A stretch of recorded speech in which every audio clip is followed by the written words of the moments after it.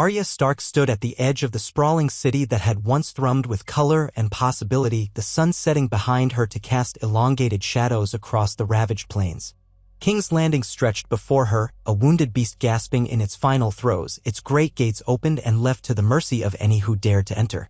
Columns of smoke rose into the blood-tinted sky, filling the air with the scent of scorched wood and the bitter tang of ruin. The city's heartbeat was faint now. There were no bells, no raucous laughter echoing through the alleys, no merchants hawking exotic wares in the marketplace. Everything was subdued as though mourning its own imminent end. Her boots were coated in a layer of dust and ash, remnants of her journey southward after leaving Winterfell. It felt like years had passed since the endless cold of the north had been her constant companion. A part of her was still that girl who had crouched by a hearth fire as the chill winds howled outside, dreaming of adventure and vengeance in equal measure. But that little girl was almost unrecognizable now, replaced by a figure who had walked through death and shadow.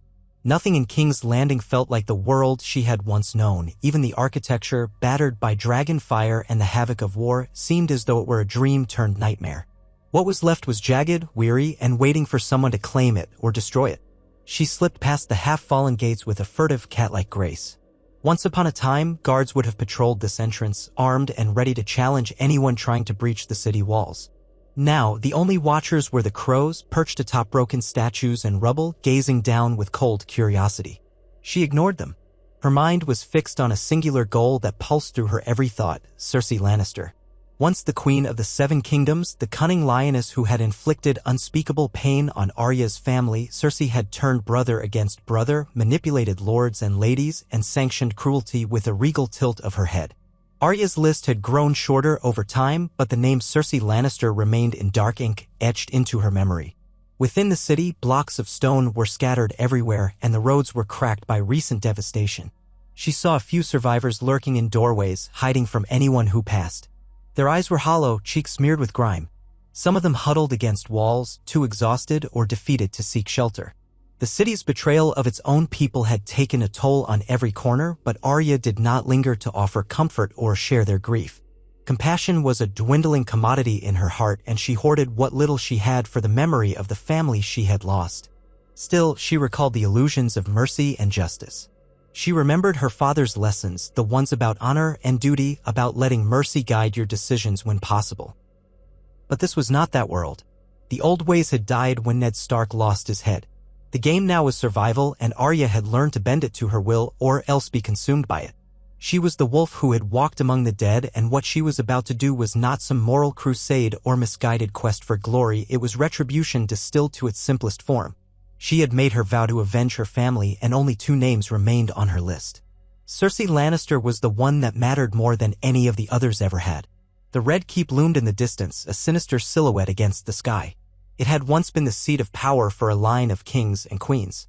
Arya remembered the day she first arrived in King's Landing, the way its walls seemed impenetrable and unfeeling.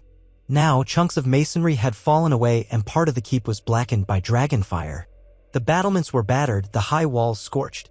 She looked up at the imposing structure and found herself breathing slower. This was the domain of her final vengeance. Soon, she told herself, an old promise would be fulfilled. Her stealth was practiced, unstoppable. It had been honed in bravos under the tutelage of the Faceless Men. Arya had once been no one, a ghost among the living, invisible when she needed to be. The city barely blinked as she slipped past the deserted courtyards and shattered corridors because the city itself was half dead. She knew each turn she took would lead her closer to the Red Keep's heart, that labyrinth of corridors and old throne rooms, hidden chambers and secret passageways. She had been here before, many years ago, in a different life. The layout wasn't entirely unfamiliar. Yet, the devastation wrought by dragons and war had altered much. Walls had collapsed, columns had toppled. Even so, her memory served her well enough to guess which paths might still be intact. And though she tried to resist it, her mind roiled with recollections. She remembered the last time she had been in King's Landing as a child. Arya had watched the knights jousting in the tourney to honor her father's arrival as Hand of the King. She had giggled at the hound's wry words, flinched at the mountain's cruelty. She had soared with dreams of learning swordplay, of forging her own path that refused to follow the footsteps of any lady she had known. Now here she was, her sword at her side, a sword that had tasted the blood of foes, friends, and figures in between. All illusions of innocence were long gone. Her father's face glimmered in her memory. Ned Stark, honorable to the end, who had believed in doing what was right rather than what was easy. It was he who had told her never to forget that sometimes the High Lords are no different from the rest of them, that power can be as fickle as the wind. If he could see her now, hardened by the roads of the real world, would he recognize her? Arya carried that doubt like a stone in her pocket, a reminder that she had changed perhaps beyond recognition. But she knew she still served the same cause, justice for her family. That cause, if nothing else, Ned Stark would have understood. The main courtyard of the Red Keep was shattered. Broken flagstones jutted up from the ground, testaments to the force that had cracked them. The scent of ash mingled with old blood. In the center, where once a fountain had bubbled with clear water, there was only rubble. A lone figure emerged from one of the side arches, clad in battered armor that no longer shone. Arya pressed herself to the remains of a column, waiting. The figure limped on a wounded leg, sword clutched loosely in a gauntlet hand. She could see from his tabard that he had once served House Lannister. An uneasy swirl of pity and hate danced in her chest. Every Lannister man had at some point carried out some atrocity, or might have, given the right order, but she felt no need for a pointless kill. She let him pass, a phantom flicker of movement in the corner of his eye that he probably dismissed as a trick of the shadows. She pressed onward, heart beating with an almost eerie calm. There were legends about vengeance, how it consumed and corroded the Avenger. Arya had been in its thrall for so long that it felt normal. It was as much a part of her as the sword at her hip or the scars on her skin. The hum of it guided her steps. Find Cersei. And Cersei. A broken staircase led upward, each step chipped and coated in grit. Arya climbed carefully, gripping the hilt of needle as though it were an extension of her hand. She could see sunlight drifting in through cracks in the roof, lighting the corridor in slices. It was quiet, save for a distant wind that moaned through unpatched holes. That moan sometimes sounded like the whispered pleas of the dead. Arya had to remind herself they were illusions, that no spirits lingered here, only regret and the last echoes of tragedy. Each stride carried her deeper into the emptiness of a building that had once been full of sycophants, lords, and soldiers. She remembered the hustle of courtiers, the cold hush of the throne room. Could Cersei still be here, in these ruins? Was it possible she yet clung to the last vestiges of her iron rule? It was rumored she had retreated to the Red Keep, refusing to yield or flee. Some said she was hidden in the bowels of the fortress, guarded by the undead or by her desperate men. Others claimed she had left the city in secret. Arya did not believe that. Cersei would not willingly abandon her own stronghold. She would fight, or she would wait like a trapped lioness in her den. Either way, Arya had come to bring the final reckoning. The halls she passed through were lined with shattered mirrors and paintings peeled from their frames, the lavish decor of the Lannister rule stripped away. If there had been finery left, it was looted or burned. Now only ghosts remained. She stopped by a gaping hole in the wall that overlooked the city. The once proud spires and twisting streets of King's Landing were unrecognizable. Smoke still curled from some distant corner. She thought she saw shapes moving below. Human figures searching for food or solace, or maybe picking through the debris for scraps of something to sell. The plunderers were quick to come after a fall, like ravens that feasted on carcasses. Let them have what they could. Arya had no interest in gold or spoils. Her eyes flickered up the corridor again.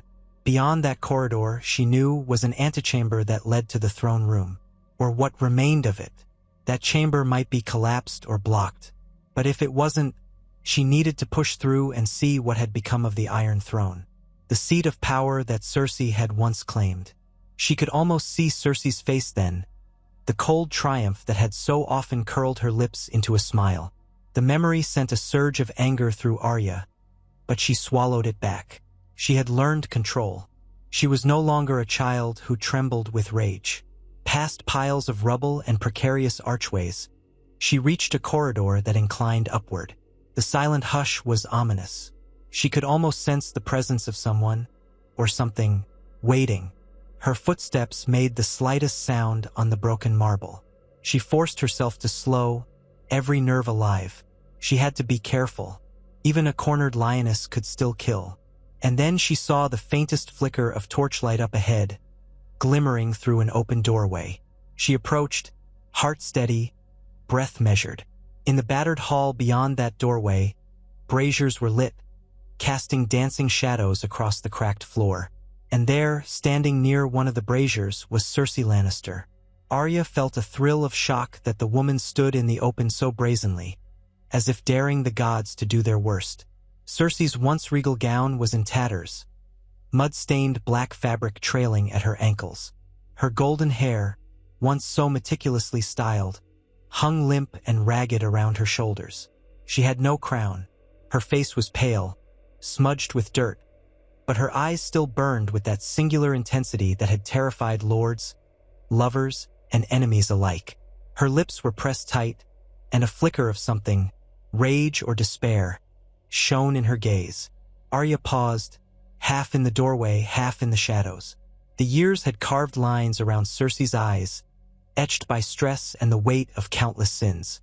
Yet she looked as proud as ever, shoulders squared, head high. By her side stood a tall figure clad in black and gold armor, his helm shaped like a roaring lion, though it was dented. He gripped a sword. One of her last loyal soldiers, Arya realized. There might be more hidden about, but for now, Arya saw only the two of them. And Cersei noticed her. She turned, eyes narrowing. For a moment, there was no recognition. Then a flash of memory broke across her face. Arya did not blink. She felt Needle's hilt pressing into her palm. She measured the distance between herself and the soldier, the angle of Cersei's stance. One blow, one strike, if it was timed correctly, it would all be over. Yet this moment held weight beyond any quick kill. It was the moment she had dreamed of, dreaded for so long. Could she find the right words to herald the end? Cersei's soldier lunged at once, no question in his mind that any intruder in that corridor was an assassin. He gave a shout, his footwork clumsy from what must have been an old injury or simply exhaustion. Arya stepped aside, letting his blade swing through empty space. She struck him once across the back of the thigh with Needle's point, a precise cut that crippled his stance. He stumbled, cursing.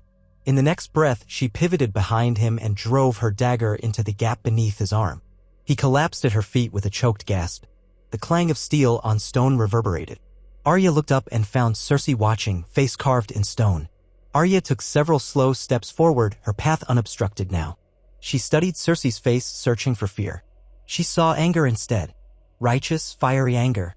Her gaze was fixed on Arya with an intensity that might have burned a lesser person to cinders. "You," Cersei breathed. Her voice was raw, yet laced with venom. "The wolf girl. A ghost from the north who should have died years ago." Arya felt a chill run through her, not from fear, but from the realization that this confrontation was finally real. "I was on my list for a long time," she said simply, her voice low. "So were many others. They're all gone now. You're the last." Cersei lifted her chin, refusing to cower. Even in ruin, she held an imperious stance. "You think I'll beg?" She almost spat the words. "You think I'll whimper on my knees for your mercy? You have no idea what a queen is." Arya's voice hardened. "You are no queen now. You haven't been for a long time." Cersei's jaw tightened. Her knuckles were white where she gripped the folds of her tattered gown. Arya wondered if she had a dagger hidden there. It wouldn't matter. Cersei's skill with a blade, if she had any at all, was negligible. The real threat was her cunning, her ability to manipulate, to twist any situation to her advantage. That was the reason Arya had to end this swiftly. One cut, one final breath. That was all it would take. And yet, something inside Arya demanded she speak at least one more time, demanded that she let Cersei know exactly why this was happening. "You gave the order for my father's execution," Arya said, her voice resounding in the near-empty hall. "You tormented my sister, destroyed my family's honor, and cast the realm into chaos time and again. I won't list every sin. We'd be here all night." A flicker of bitterness passed over Cersei's face, a silent acknowledgement of all she had done. Then she drew herself up. "Your father was a traitor," she said, her voice cold. "Ned Stark was plotting against the crown. He admitted it. That confession was forced," Arya hissed. Her grip tightened on Needle. "You know it. He died because he wouldn't kneel to your madness. And the realm paid the price for your lies." For the space of a heartbeat, silence hung between them. Arya remembered all the times she had pictured this moment, how she had dreamed of saying these words, of seeing the fear in Cersei's eyes. Instead of fear, she saw only defiance and a simmering, bottomless hatred. And in that instant, Arya understood Cersei's nature more deeply than she ever had before. This woman would never repent, never express regret. She would cling to her hatred until her last breath. Perhaps that was just as well. Arya needed no contrition. She needed closure. Without another word, she lunged forward. Cersei tensed, stumbling back as she tried to evade the point of Needle. But Arya was swift, a dancer of death. She slashed through a weak block Cersei attempted with a scrap of metal she had concealed in her gown. The clang of steel against steel was a short note in the hush of the destroyed hall. Arya's blade cut into Cersei's arm. Blood welled, staining the fabric. She reeled, staggering into the half-collapsed wall. In the flickering braziers, her eyes shone with raw pain, but she refused to scream. She braced herself as if searching for any opening, any last chance to strike back. But Arya gave her none. When Arya swung again, she did so with the same merciless precision she had used 100 times before. Needle's tip pierced Cersei's chest just beneath the ribs. The queen's eyes widened. She let out a slow, rattling gasp. Arya was close enough to see the last embers of her fury flicker in her gaze. She withdrew her blade. Cersei slid down the rubble, her back scraping against the jagged stones. Blood poured across her lap, pooling across the broken floor. Arya stood over her, breathing hard, her heart pounding in her ears. Cersei's lips trembled. She tried to speak, but only a wet cough escaped. Her eyes were half-lidded, struggling to focus on Arya's face. In that final moment, maybe Cersei saw the ghost of all the vengeance she had provoked, or maybe she just saw a blurred figure. Arya felt a surge of emptiness as she watched that pride slip away from Cersei's face. She wondered if she had expected more, a final cackle, a threat, a curse. But there was nothing. Only a final, ragged exhalation. Cersei Lannister slumped forward, eyes rolling back, her soul departing in silence. For a long moment, Arya stared at the lifeless body, a swirl of conflicting emotions churning in her gut. The list was done. The oath she had made to herself, to the spirits of her family, was complete. She had arrived in King's Landing with one purpose, and now that purpose was fulfilled. She felt no triumph. The future opened up before her, uncertain and uncharted. She had lived so many years for these final kills. Now, an odd hollowness settled over her, like a winter wind sweeping through her ribcage. She wiped the blood from Needle, slid it back into its sheath, and stood there as the braziers flickered.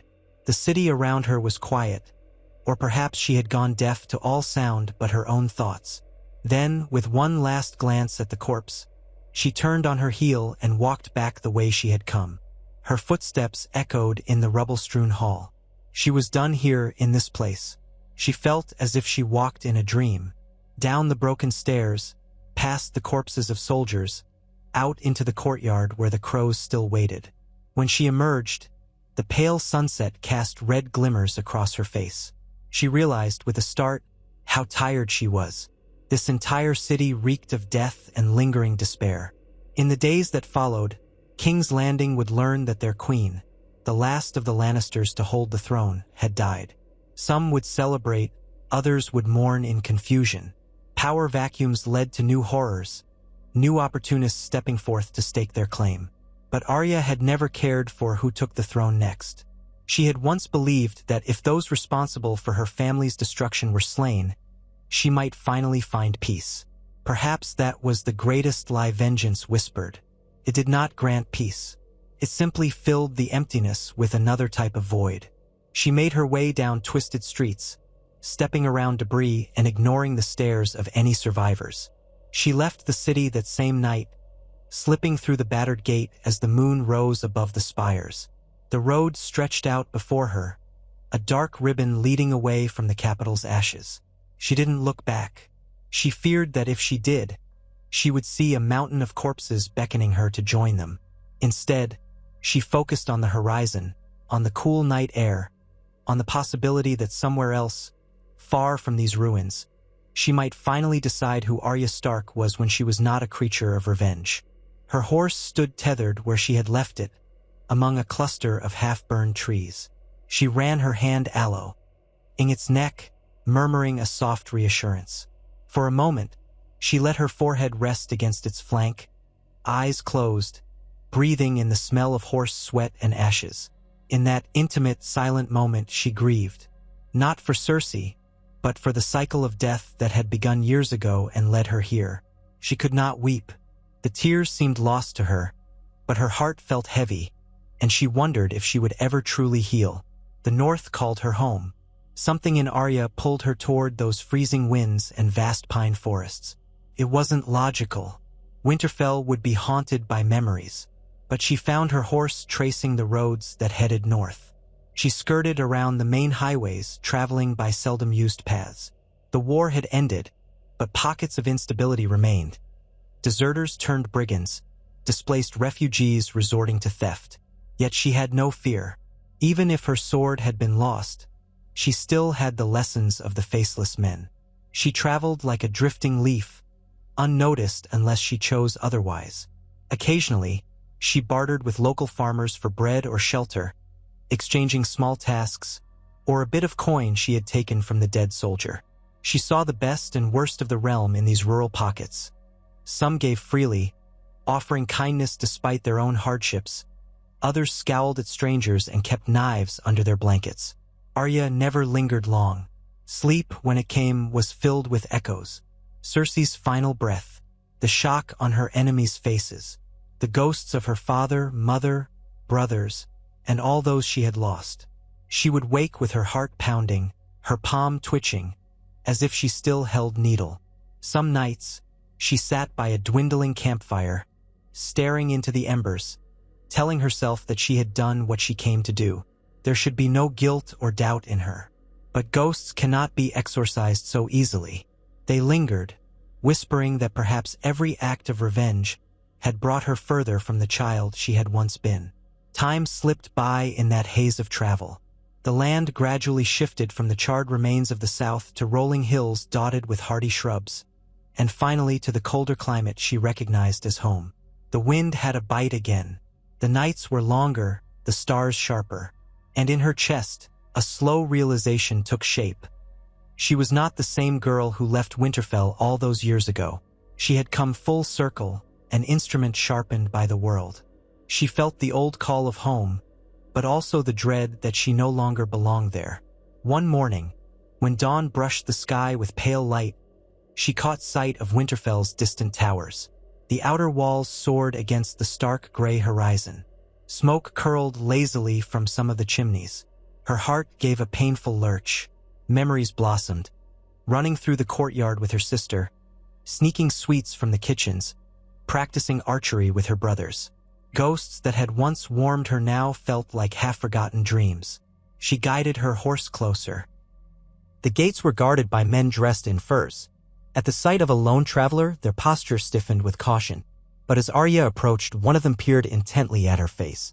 Recognition dawned. She heard him call to the others. The gates were opened hastily and she slipped inside, feeling the eyes of onlookers track her movement. No cheers greeted her return. This was not some triumphant homecoming. But there were hushed whispers, "That's Arya Stark. She's returned." She found a stable boy to take her horse, pressing a small coin into his hand. She noted the new repairs on the walls. Scorch marks from the wars had been scrubbed clean or plastered over, new wooden supports added. Life stirred in the courtyard, but it felt subdued. The direwolf banners still flew, but the wind carried a solemn hush. In the great hall, she expected to see her siblings Sansa, Bran, but the hall was empty, save for a few servants clearing away breakfast trenchers. She asked a steward where she might find her sister, and he said that Lady Stark was in her solar, poring over the day's letters. Climbing the stairs, heart-fluttering, Arya felt the building press on her with its familiarity. She passed windows where she had once paused to daydream, corners where she had tried to surprise her siblings. She saw an old scratch in the banister and remembered a time she had slid down it, ignoring her mother's admonitions about unladylike behavior. It was as though her childhood had been woven into the stones, waiting for her return. She found Sansa in a small chamber lit by flickering lamps, seated at a table laden with scrolls. Her red hair was pulled back in a loose braid, and she wore a dark blue gown trimmed with fur. She glanced up from her reading, and for a moment, she froze. Arya stood in the doorway, uncertain of what words to speak. They stared at each other, not with the awkwardness of strangers, but with the bittersweet knowledge that they had parted on uncertain terms. And yet, they were still family. "Arya," Sansa whispered. She rose from her seat and crossed the room in 3 swift steps.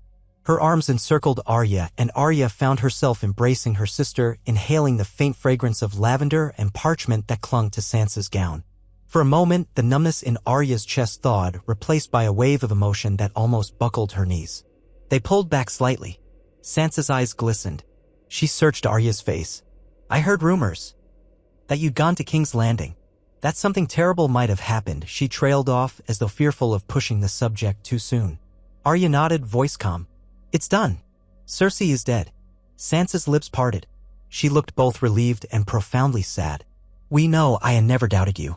She placed a hand on Arya's cheek. "Father would Father would have been proud of your loyalty even if she hesitated, unable to finish the thought about whether he would have condemned the path of vengeance. Yet Arya knew that Sansa understood. They had both done what they had to do in order to survive this brutal world. Arya exhaled, stepping back and dropping her gaze to the floor. I need a place to rest, Sansa. I'm so tired. Sansa swallowed and nodded, her composure returning. Of course. Winterfell is your home. And always will be. She gestured to a servant near the door. Prepare a room. The south wing that overlooks the godwood. The servant bowed and hurried off. Sansa turned back to Arya, hesitation in her voice. What do you want now? With your life, I mean. Will you stay here? Or? Arya shook her head, gaze far away. I don't know. She remembered her childhood dream of becoming a wandering knight, then her training in Bravos as no one, then the unrelenting pursuit of her list. Now the list was finished and she felt adrift. I just know I need time, she whispered. Sansa stepped forward, gently clasping Arya's hands in her own. Then take it. No one here will rush you. That night, Arya found herself in a familiar chamber with a single window, a sturdy bed, and a small trunk at the foot of it. She sat at the window seat, gazing down at the godwood where the weirwood tree's white bark glowed in the moonlight. Ghostly silhouettes of branches reached upward as if beckoning the night sky. She remembered days spent there with her siblings, kneeling by the pool, listening to the wind sing through the leaves. She closed her eyes, recalling the hush of the old god's presence, the trickling water, the murmurs of the weirwood. She slept, fitfully haunted by images of Cersei's face, her father's severed head, the crossbow bolt that took her mother, the countless names on her list. Yet beneath those torments lay the faintest sense of release, like the first thaw of spring breaking through winter's grasp. The next morning she awoke to a timid knock. A maid had brought a simple breakfast, bread, broth, and a bit of fruit. Arya thanked her softly, glancing at the maid's curious eyes. She noticed how word had likely spread through the castle that the youngest Stark daughter had returned, that she had finished her grim mission. She ate quickly, not out of hunger but duty, forcing herself to swallow each mouthful. Then, with a determined set to her shoulders, she left her room and headed down toward the godwood. Crossing the courtyard was surreal. Guards and servants paused to watch her, their gazes filled with respect or trepidation. She realized that her reputation had grown in her absence. People saw her as a lethal shadow, one who had defeated the dead themselves, who had gone on to fulfill a list of vengeance. She was not just Arya Stark, youngest daughter. She was something else now, a myth in the making. The realization made her uneasy. She did not crave admiration or fear from these people. She just wanted quiet. In the godwood, the morning light filtered through the leaves, painting intricate patterns on the mossy ground. She approached the weirwood tree, heart-pounding. The carved face in its trunk had eyes that wept red sap, an ancient sorrow older than any mortal. She knelt, pressing her palm against the trunk's cold bark. This was the place of her ancestors, the heart of the old god's domain. She hoped that perhaps here she might find a measure of absolution. The hush deepened. The breeze brushed her hair. She thought of her father's solemn visits to this spot, how he would sit in quiet contemplation. She pictured her mother's grace, her brother's laughter, her sister's younger, innocent face. Tears threatened to form, but they did not fall. Instead, she let out a ragged breath. She whispered, "It's done. Cersei. She's gone." Her words hung in the air, swallowed by the rustle of leaves. She expected nothing in return. Yet she felt a faint stirring, as if the old gods acknowledged her. Perhaps it was merely her imagination, but it gave her enough comfort to remain kneeling there. Time slipped by in the quiet cradle of nature.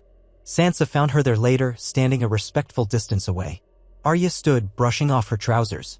"Did you need me?" she asked. Sansa folded her arms. "We have visitors. Or, more precisely, some lords from the surrounding lands are here to pledge fealty again, to reaffirm their loyalty to Winterfell. I'd like you to stand with me when they arrive." Arya's stomach tightened.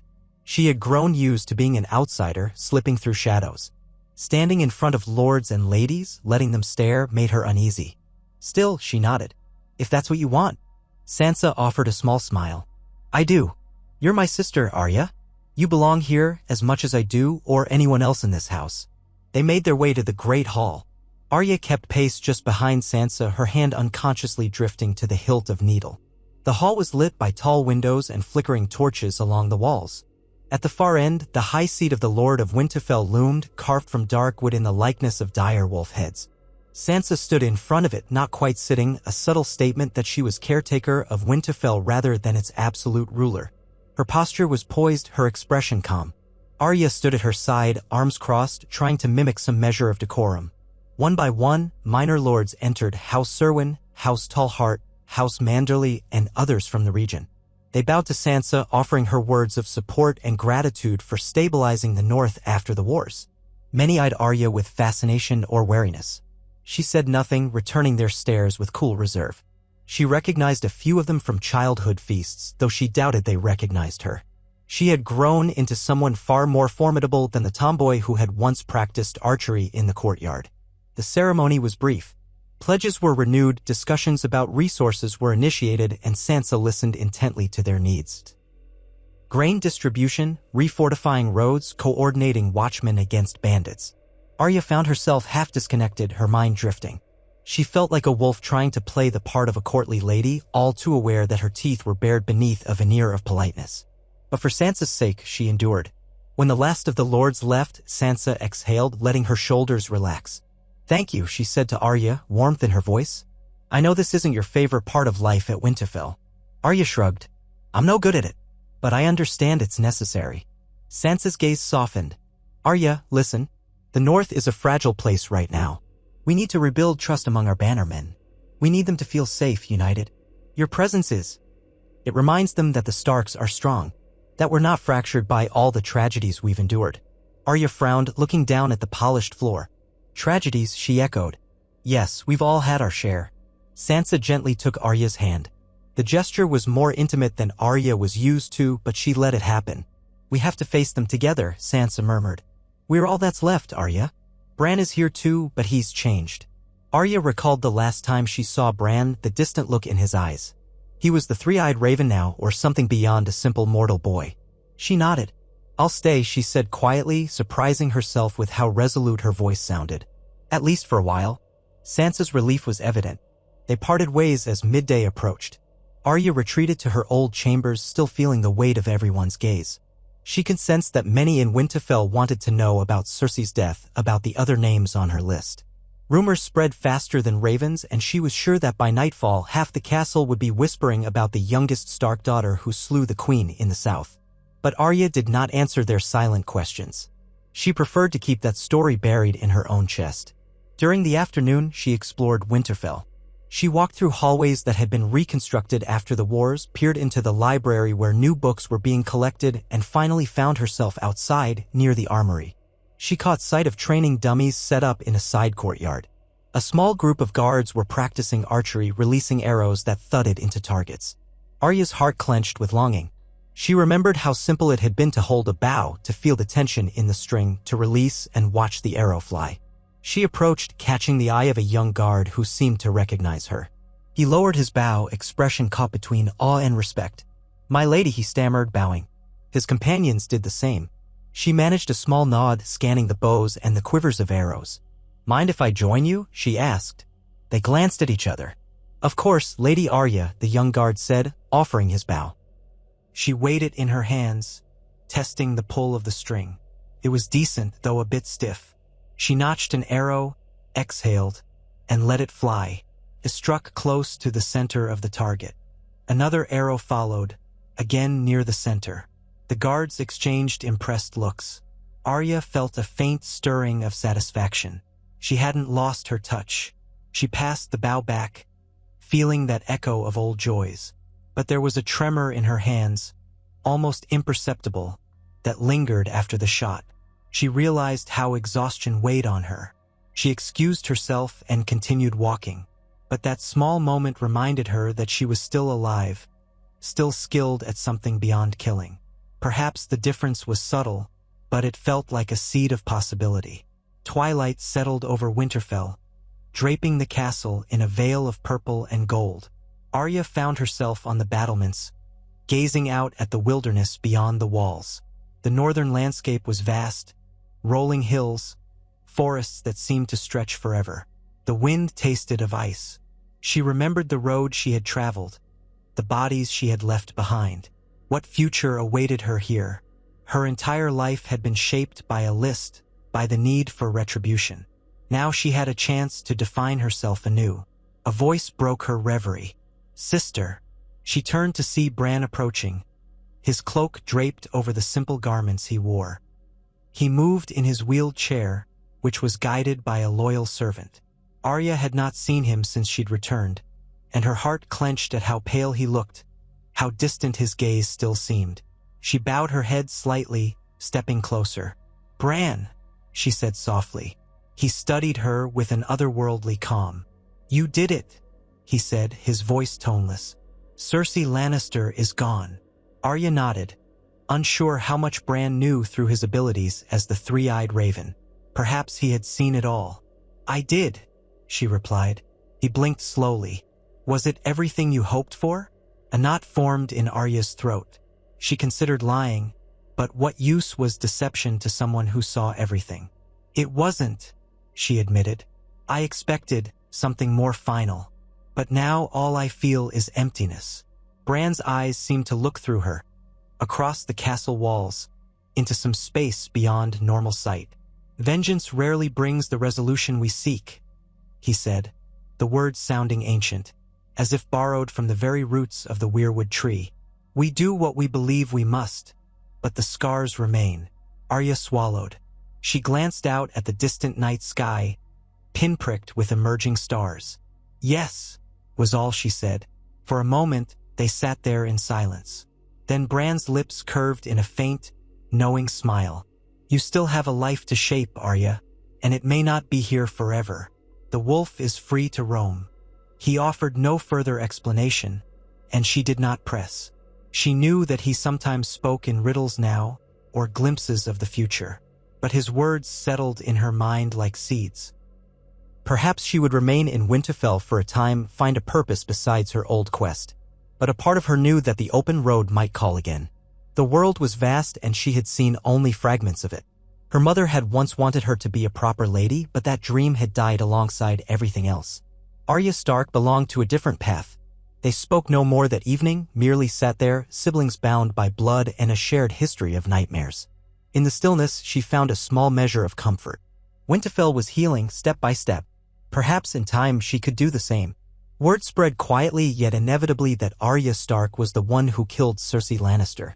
Rumors circulated. Some said she had infiltrated the Red Keep using dark magic. Others claimed she had bested 100 soldiers single-handedly.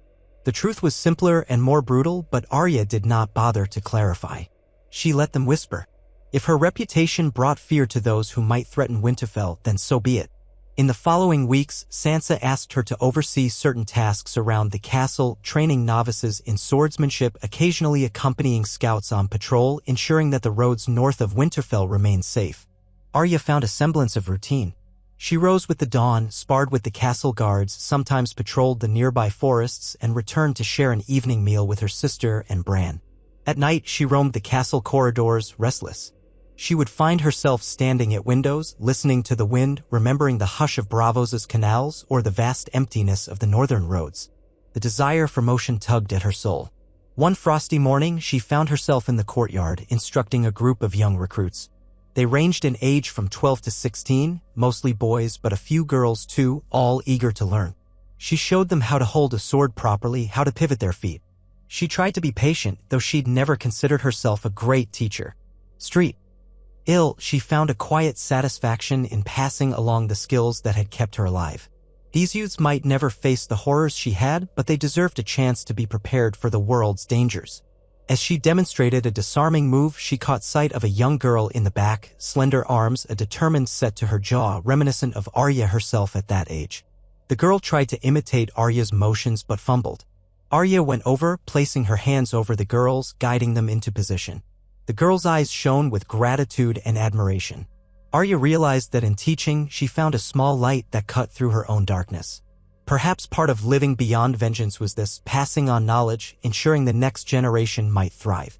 After the session, she lingered in the courtyard, the cold air stinging her lungs.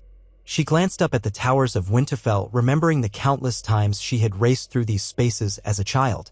The memory felt like it belonged to someone else. Yet here she was, forging a new role in a castle that had once been her entire world. She turned to find Sansa watching her from the steps, arms wrapped around herself for warmth. "You look at home," Sansa remarked, a small smile on her lips. Arya let out a thoughtful breath. "Do I?" Sansa nodded. "It suits you training them, giving them something to believe in." She hesitated, then added, I can see how they admire you. Perhaps you don't want to lead, but you inspire.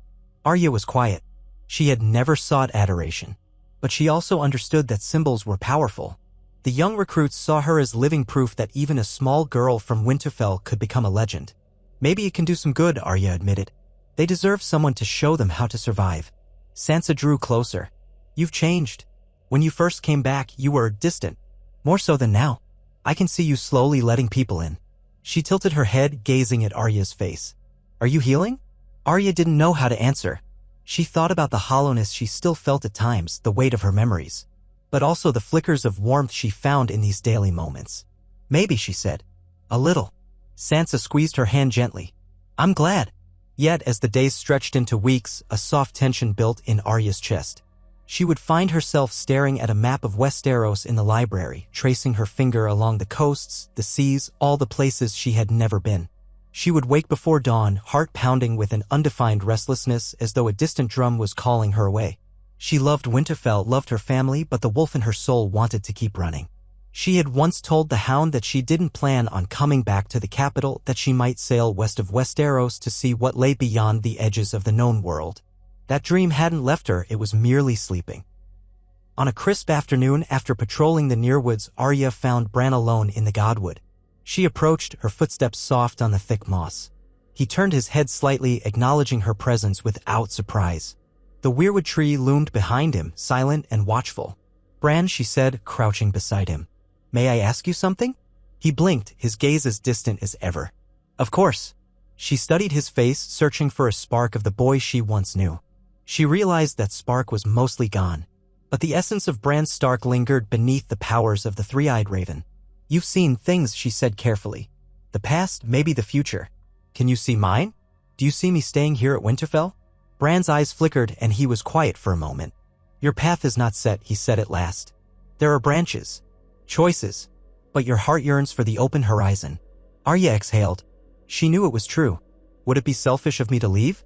After everything that's happened? Bran tilted his head, a gesture that seemed almost bird-like. You served your family. You protected us from the Night King, from the threats that lingered. You ended Cersei's reign. What you do now is up to you. Selfishness isn't a crime if it leads you to the life you're meant for. Arya absorbed his words. She remembered the vow she had made to herself long ago to see what lay west of Westeros. Was that her destiny? Or was she forever bound to this land of winter and memory? She placed a hand on Bran's arm. Thank you, she whispered. He only nodded, eyes half-focused on some distant vision. Arya rose and left him there, the thought of the open sea pulsing in her veins. That evening, she joined Sansa for supper in the hall. Bran was not present, he often ate in private, preferring quiet. Sansa sat at the head of the long table with Arya to her right. The meal was hearty, roast meat, boiled vegetables, fresh bread. Servants flitted about, pouring ale and wine. Arya barely tasted the food. Her mind churned with possibilities. When the hall cleared and only a few stragglers remained, she turned to Sansa, steeling herself. I've been thinking, she began, her voice hushed. About traveling. Farther than I've ever gone. Sansa set down her fork, studying Arya intently. How far? She asked. Arya took a breath. West. Past the Sunset Sea. It's something I thought about before all of this. I've heard stories of lands unseen, mysteries that mapmakers can't chart. I want to find out what's there. Sansa's eyes flickered with concern and resignation as though she had been expecting this. You've always been the adventurous one, she said softly. I won't pretend I'm not worried. The seas are dangerous. You'd be alone. Arya nodded. I know, but I've faced worse things than storms or pirates. This is something I have to do. I can't keep sitting in one place waiting to feel whole again. Sansa reached for Arya's hand across the table. I can't stop you. And I wouldn't want to. You deserve to find your own path. Just promise you'll be careful. A subtle relief coursed through Arya. She squeezed Sansa's hand in return. I promise. They spoke quietly then about the logistics of such a journey, where Arya might find a ship, what supplies she would need. Sansa offered coin from the Winterfell treasury, insisting that Arya would need it. Arya felt a twinge of guilt, but Sansa's firmness left no room for refusal. You're my sister, Sansa said. This is the least I can do. Over the next few weeks, Arya made discreet preparations. She wrote a short list of necessities: sturdy clothing, navigational tools, salted provisions. She arranged for a small retinue of men to escort her as far as White Harbor, the port city in the north. From there, she would find a ship or a captain reckless enough to sail west. She imagined them calling her mad, but she felt sure someone out there would be willing to try for the right price. In the time that remained, she said her goodbyes in quiet ways. She spent hours in the godwood, imprinting the memory of that ancient tree in her mind. She sparred again with the young recruits, sharing any final tips they might remember. She stood on the battlements one last time, soaking in the view of the horizon. And on her last night, she dined with Sansa and Bran in the Solar, a simple meal shared by the last surviving Starks in Winterfell. The air felt both heavy with unspoken emotion and tender with familial closeness. Afterward, she escorted Bran to his chamber. At the door, he paused and looked up at her. "I wish you well on your journey," he said. "Remember, your path doesn't end. It only transforms." Arya bent to kiss his forehead, tears prickling her eyes. "Thank you, Bran." "Farewell," he whispered, then let the servant wheel him inside. Arya stood there until the door shut. Then she turned away, heading to her own chamber where she tried to sleep amid a torrent of thoughts. Dawn broke across Winterfell for the last time in Arya's eyes. She rose, gathered her belongings, and descended to the courtyard. There, a small group of mounted guards waited, along with her sister. The morning air was crisp, her breath turning to mist as she approached. Sansa came forward, expression composed but eyes bright with unshed tears. "This is it then," Sansa said softly, adjusting the cloak over Arya's shoulders. It was made of fine wool, stitched with the Stark direwolf. Arya nodded, words catching in her throat. She looked around at the castle walls that had sheltered her childhood, at the faint smoke rising from chimneys. She remembered the ghosts of her family, their laughter echoing against these stones. But the time to depart had come. Sansa pulled her into a tight embrace. "Go, Arya. See what's out there. But remember, you always have a home here with me." Arya clung to her sister for a moment, allowing herself a rare display of emotion. They pulled apart. She swung onto her horse, biting back tears. The retinue nodded to her, and the gate opened with a slow groan. She took one last look at Sansa, at Winterfell, and then tapped her heels to the horse's flanks. They rode out, the snow-dusted road stretching before them, the cold wind in their hair. In that moment, Arya felt a pang of sorrow for leaving, mingled with exhilaration at the unknown ahead. She had crossed countless miles before, from the north to Braavos, from Braavos back to Westeros, all in the pursuit of a single, deadly purpose. Now her purpose was different, discovery, a forging of her identity beyond vengeance. And somewhere, she thought, her father watched from the afterlife, perhaps with pride, perhaps with sorrow, but always with love. They traveled south, then east, skirting around forests and along trade routes until they reached White Harbor a fortnight later. The city's harbor bustled with ships from across the narrow sea, and the salty air was a stark contrast to Winterfell's crisp breeze. Arya dismissed her escort with thanks, urging them to return to Winterfell. She wanted to continue alone. The retinue hesitated, but at her insistence, they finally departed. Then she sought out the docks, scanning the vessels moored there. Brigantines, caravels, longships. She needed a ship with a sturdy hull and a captain who might be both daring and foolish enough to sail west. Her coin would tempt them, but the promise of uncharted waters might also lure the adventurous at heart. After several inquiries and more than a few dismissals, she found a captain with a weather-beaten face and a wiry build. His ship was called the Night Swan, and he claimed he had once sailed as far as the Summer Isles. Arya explained her plan, west of Westeros, to lands unknown. The man spat and scratched his chin, looking her up and down. He asked her if she was insane. She simply shrugged and poured a handful of coin into his palm. The glimmer of gold in the morning sun made him rethink. He said no first, then maybe, then yes, if she doubled it and paid half now. She agreed. So it was settled. The Night Swan would sail in a week's time, with enough provisions for a long, uncertain voyage. Arya paid half the cost, then found an inn near the docks. She spent the week acquiring the final supplies she needed, maps of the ocean currents, though they were incomplete, extra arrows for her bow, fresh water barrels, salted meats, medicinal herbs. Each night, she returned to the inn and lay awake, her heart thrumming with anticipation. Finally, the day arrived. The crew loaded cargo, barrels, crates. Arya boarded last, a lone figure stepping onto the deck with a small bundle of personal effects, spare clothes, her weapons, a few keepsakes. She felt the eyes of the sailors on her, curious about this northern woman who paid handsomely for an impossible voyage. The captain barked orders, the sails were unfurled, and the lines were cast off. With a creaking of timbers and a rush of sea spray, the Night Swan left the harbor, heading out into the open waters. As White Harbor receded into the distance, Arya stood at the prow, the wind whipping her hair across her face. She tasted salt on her lips, felt the deck rolling beneath her feet. Fear coiled in her stomach, fear of the unknown, of storms, of never returning. But overshadowing that fear was a fierce excitement. This was her path, chosen freely. No one's list guided her now, no vow of vengeance shaped her steps. She was Arya Stark, once a girl of Winterfell, once a ghost of Bravos, once a killer. Now a voyager, seeking what lay beyond the edge of the maps. She breathed in the tang of the sea. The sun glinted off the water, turning the waves into shifting plains of gold and sapphire. The sails billowed overhead. She could almost imagine she heard the howling of a distant wolf calling her onward to whatever fate awaited. She closed her eyes, her mind drifting to that moment in the Red Keep when she took Cersei's life. The final ghost of her vengeance. It all seemed so far away now, like a storm that had passed. The scars remained, but the horizon beckoned. No one could say what she would find or if she would find anything at all.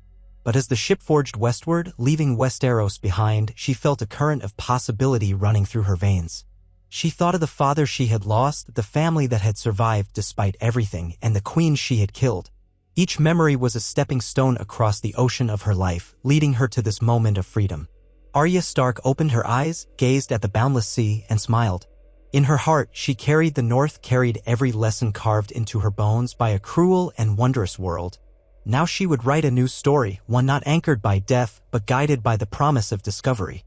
And somewhere, in the shifting expanse of water and sky, she hoped she might find herself once more. The sails billowed with an almost thunderous sound as the night swan caught the wind, setting its course away from White Harbor and into the unknown. Arya stood at the prow, her cloak snapping behind her, watching the familiar landscape of Westeros recede into the distance. The tang of salt and the sharp bite of the sea breeze lent a bracing clarity to her mind. In all her life, she had never felt quite so uncertain and at the same time so alive. The crew bustled around her, each member tending to their tasks with practiced efficiency. Ropes were coiled and secured, crates stacked below deck, sails trimmed and adjusted with each shift of the wind. She caught snatches of their chatter, complaints about the cold waters of the north, speculations about storms to the west, grumblings about leaving behind the relative safety of known shipping lanes. Most of them did not speak to her directly. She was a curiosity, a slight figure armed with an elegant sword at her hip, rumored to have paid a fortune to sail them into seas where no sane captain ventured. Some in the crew muttered about her rumored past, about the shape of her face that sometimes seemed older than her years, and about how she carried herself with the silent confidence of one who had walked through darkness and come out alive. She paid no heed to gossip. It was easier that way. On the second day at sea, she met the captain on the quarterdeck. He introduced himself curtly as Furin Pike, though he sometimes omitted the surname, as if it carried baggage he did not care to explain. He was a lean man in late middle age, face weathered by countless voyages, hair receding in a widow's peak. His eyes were sharp and dark, and he walked with a slight limp, an old wound from a pirate's cutlass, he claimed. He stood beside the helmsman, eyeing Arya with guarded curiosity. "You've picked a dangerous course," he said, squinting into the bright morning light. "Most ships that sail too far west either return empty-handed or not at all. We'll ride the southern currents until we pass the Isle of Skagos, then angle due west and hope the gods are kind." Arya inclined her head. "I don't expect kindness from gods," she said. "Just do your best to keep the ship afloat. I'll handle whatever else comes our way." Furin snorted, a sound that might have been laughter or derision. "Bold talk. I've known braver men who shrank from this route." Arya met his gaze, unflinching. "I've faced things more terrifying than any tempest." Her voice was quiet, yet it held a certainty that gave the captain pause. "Bah," he said at last, and turned away to bark orders at the rigging crew. But later, as the day wore on, she noticed he seemed less dismissive, as if her words had stirred some reluctant respect in him. He was not one for friendly chatter, but he did not interfere with her movements. She took to pacing the decks, learning the rhythms of the ship. The Night Swan was no grand war galley like those of the royal fleets, nor was it a rickety trader. Its hull was reinforced, its masts tall and sturdy, and its cargo hold was well supplied. Furin Pike had once been a smuggler in the eastern seas, she learned.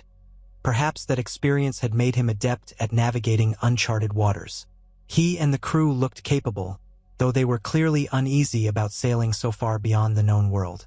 Gold was a potent motivator, but fear could erode loyalty if things went ill. For the first week, the sea remained calm. The sunlight glittered across rolling swells, and a chill wind from the north battered them, but no storms arose.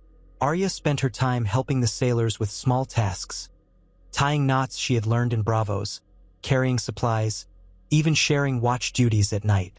She preferred to stay active rather than sit idle. The nights were long and cold. Sometimes, as she stood at the rail with her cloak pulled tight, she thought of Winterfell and the luminous snows under the moonlight. The memory stung with a pang of longing. She would never truly be rid of that ache for home, but she had chosen this voyage. There was solace in that choice. She dreamed often. Visions of Cersei Lannister's last breath mingled with hazy images of the Red Keep crumbling under dragon fire, of her father's face as he was led to the executioner's block. The ocean creaked around her, and in her dreams it sometimes transformed into a sea of blood. She would wake with her hand clutching at needle's hilt, her pulse pounding. Yet she told herself that each day put more distance between her and the ghosts of the past.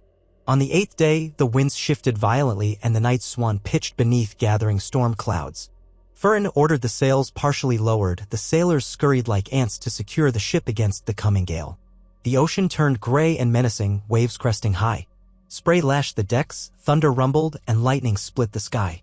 Arya wedged herself near the helm, gripping a rope to keep steady. She had faced storms at sea before, during her travels to and from bravos, but this was fiercer, a raw manifestation of nature's power. She could do nothing but hold on, water streaming down her cheeks, her heart racing with adrenaline. For hours, the storm pounded them, hurling water and wind in relentless assault. The rigging groaned, the timbers creaked. A lesser vessel might have foundered, but Furin's skill, or luck, saw them through. By dawn, the storm receded into a distant bank of clouds, leaving behind battered sails and a deck awash in debris. The sailors stumbled around with exhaustion, tending to the damage. One man had been swept overboard at the height of the gale, his absence weighed heavy on the crew, a grim reminder of the risks they had accepted. Arya spent much of that day helping to clear wreckage and checking on the water supplies, all the while feeling the swirling emptiness in her gut. The sea demanded a price, always. Some of the men muttered that the storm had been a warning, a sign they were sailing to certain doom. Furin silenced such talk with curt words and a scowl. Arya, however, found herself thinking of the old gods and the new, wondering if any gods truly cared about mortals adrift on a lonely sea. She decided it didn't matter. They would push on. The next days passed in uneasy calm. The air took on a strange, mild warmth, as though they'd sailed into more temperate latitudes without noticing.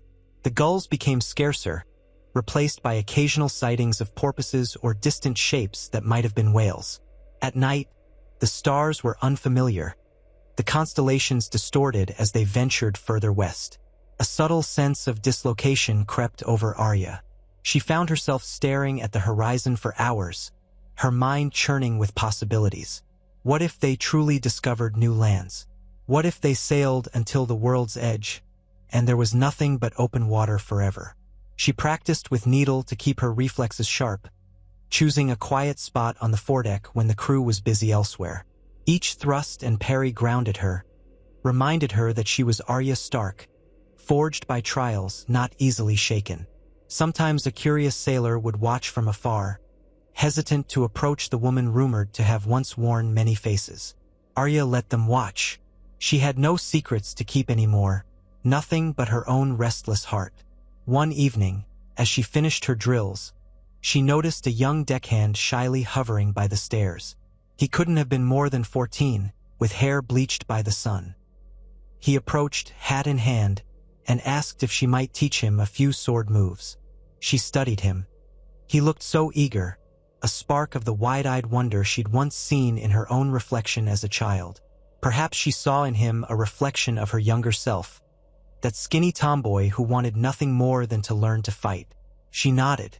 "Fetch a practice stick or a dull blade. I'll show you some footwork." His face lit up and he ran off. Under the lantern light, with the sea calm around them, she taught him the fundamentals. Keep your knees bent, turn sideways, keep your eyes on your opponent's chest.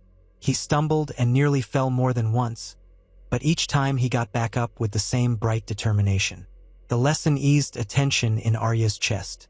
Teaching him felt oddly comforting, a reminder of the simpler times when she had learned the water dance under Syrio Farrell in King's Landing. Her childhood had ended in blood, but now, passing on even a fraction of that knowledge felt like an offering to the future, a small defiance against the weight of her past. They sailed on. Week by week, the known world slipped further behind them. The skies seemed vaster, the nights darker without the faint glow of any known coastline. The water's color shifted from greenish blue to a deep, endless ultramarine. They spotted curious sea creatures. A school of fish with strangely luminescent stripes gliding beneath the keel, enormous turtles that floated lazily on the surface before diving at the ship's approach. On the quietest nights, Arya could hear the groan of the sea, as though it were a living entity breathing beneath them.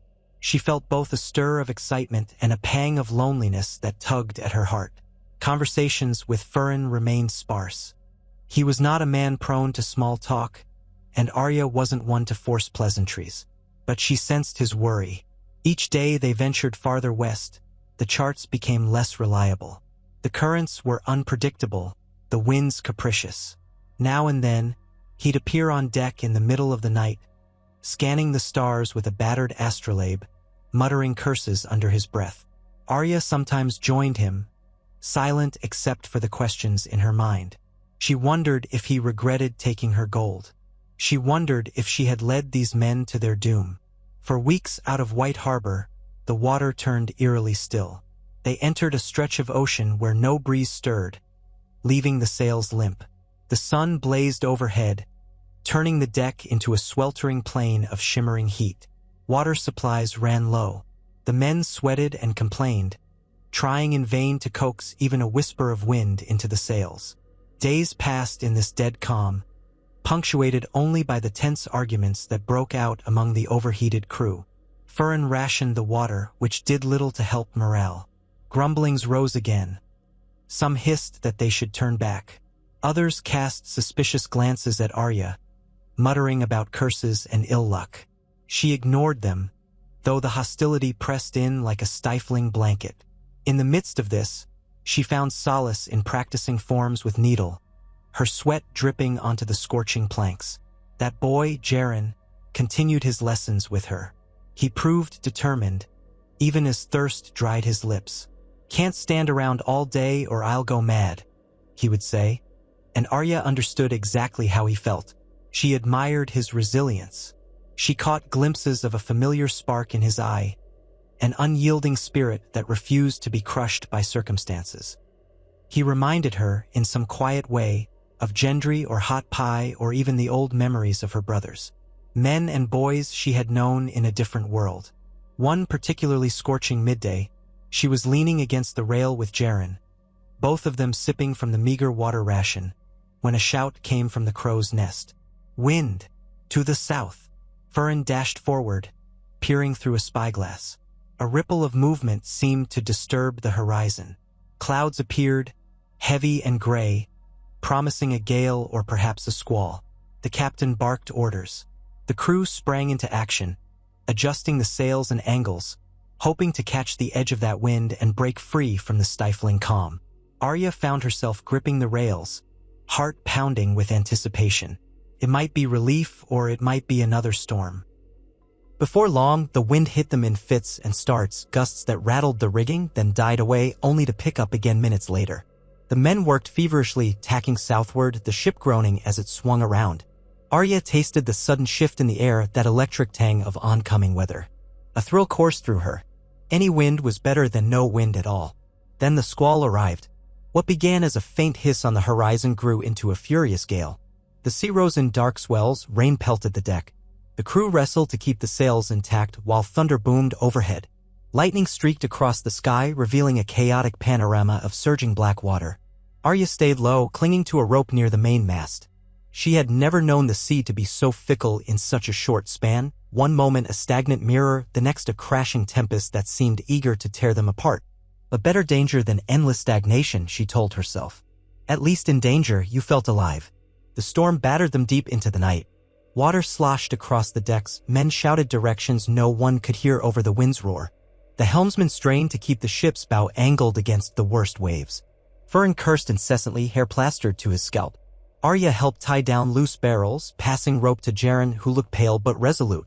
At one point, a wave broke over the side, knocking Arya off her feet. She slammed into the rail, nearly losing her grip on Needle. Her breath whooshed out in a burst of pain, but she managed to cling to the slippery wood.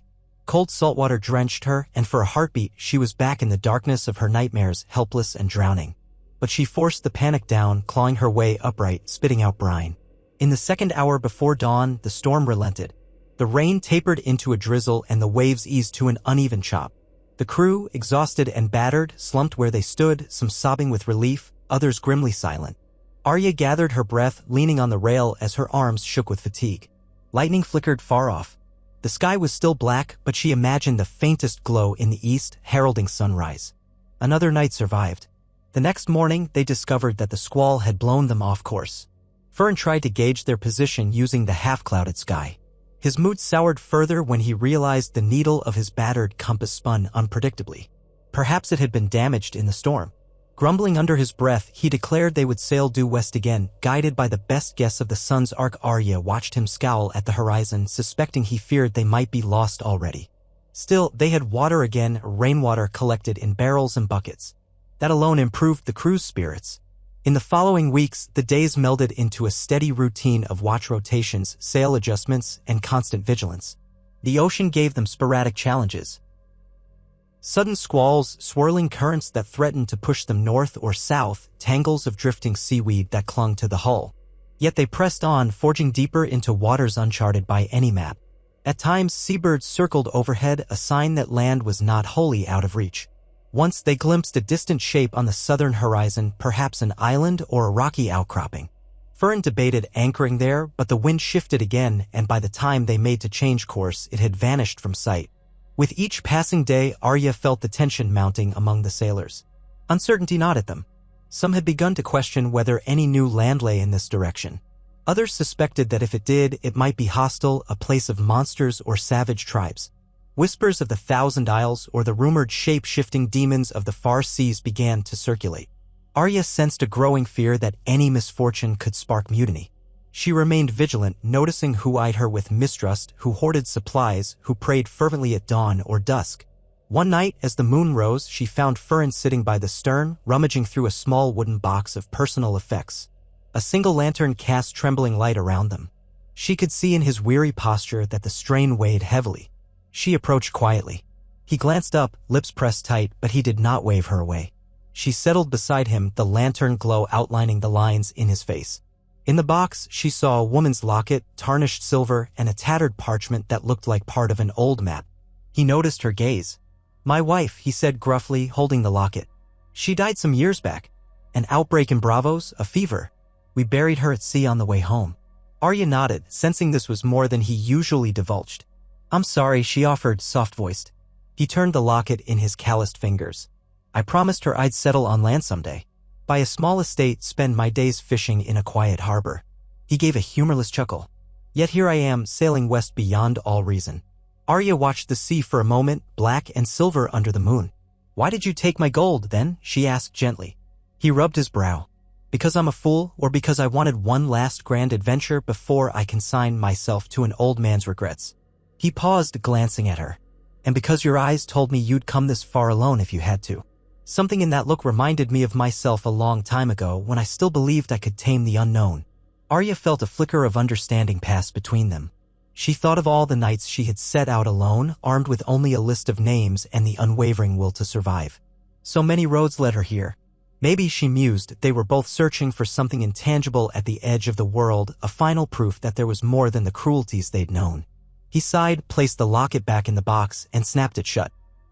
"Let's hope we find it," he murmured, pushing himself to his feet. A few days later, near noon, a faint cry from the crow's nest shattered the monotony of the journey.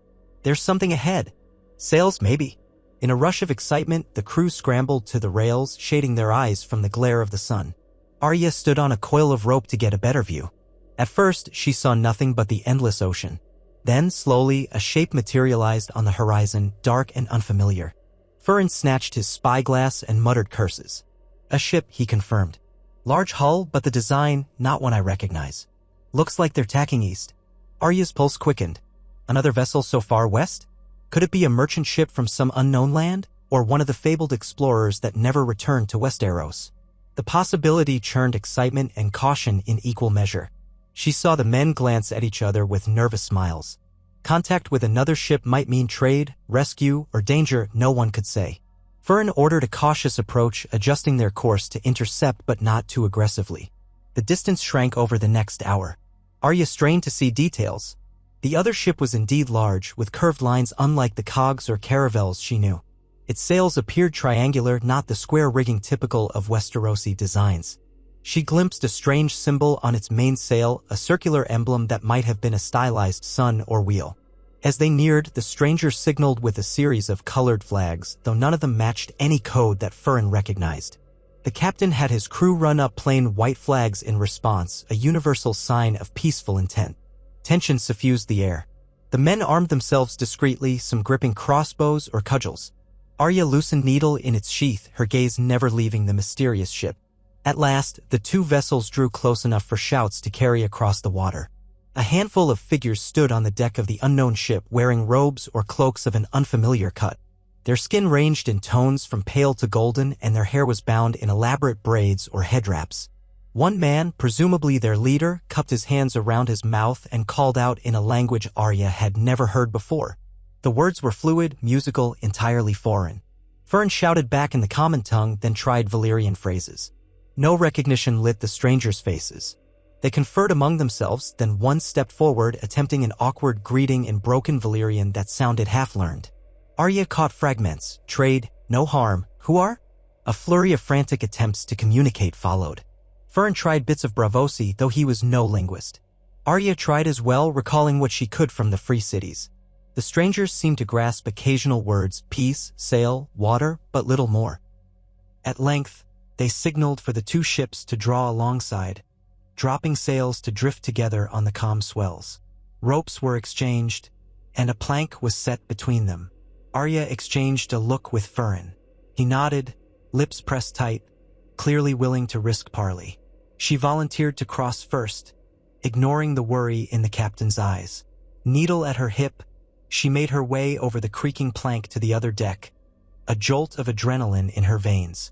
The strangers watched her with cautious curiosity. She could see their robes were crafted from fine, lightweight cloth, some embroidered with swirling patterns of gold thread. Their eyes flicked to her sword, to her face.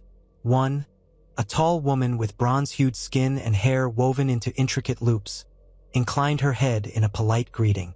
When Arya spoke again, "Peace, we mean no harm," the tall woman repeated the word, peace, stumbling over the consonants. Another man came forward. He wore a medallion inscribed with that same circular symbol, lines radiating out like spokes. His eyes flickered with intelligence, and he pointed to Arya, then to himself, speaking a word she couldn't decipher.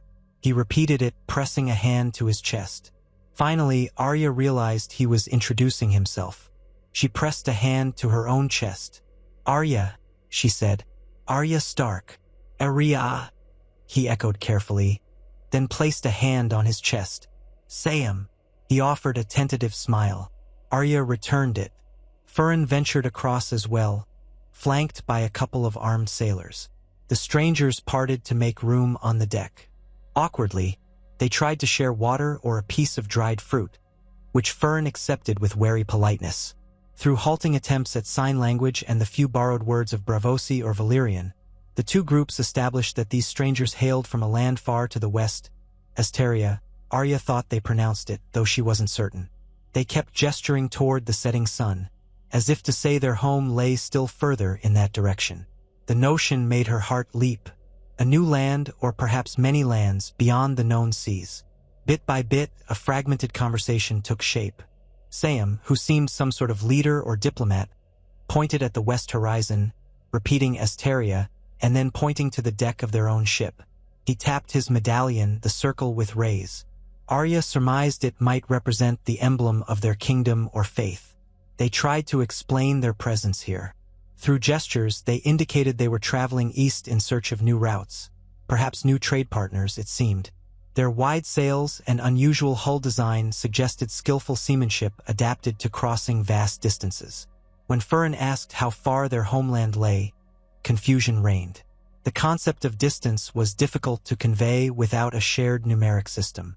But the strangers kept showing multiple fingers, forming shapes in the air that might have been islands or coastlines.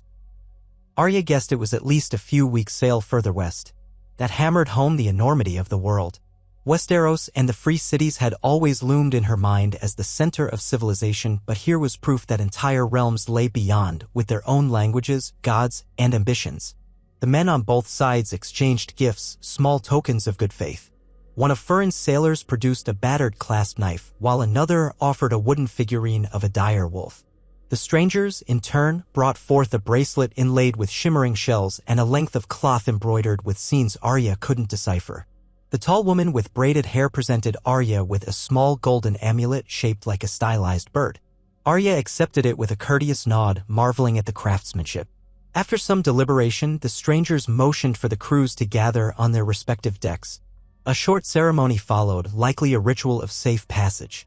They chanted softly in their melodic tongue, sprinkling drops of water from a small bowl over the rails, the sails, and even over Arya's hands.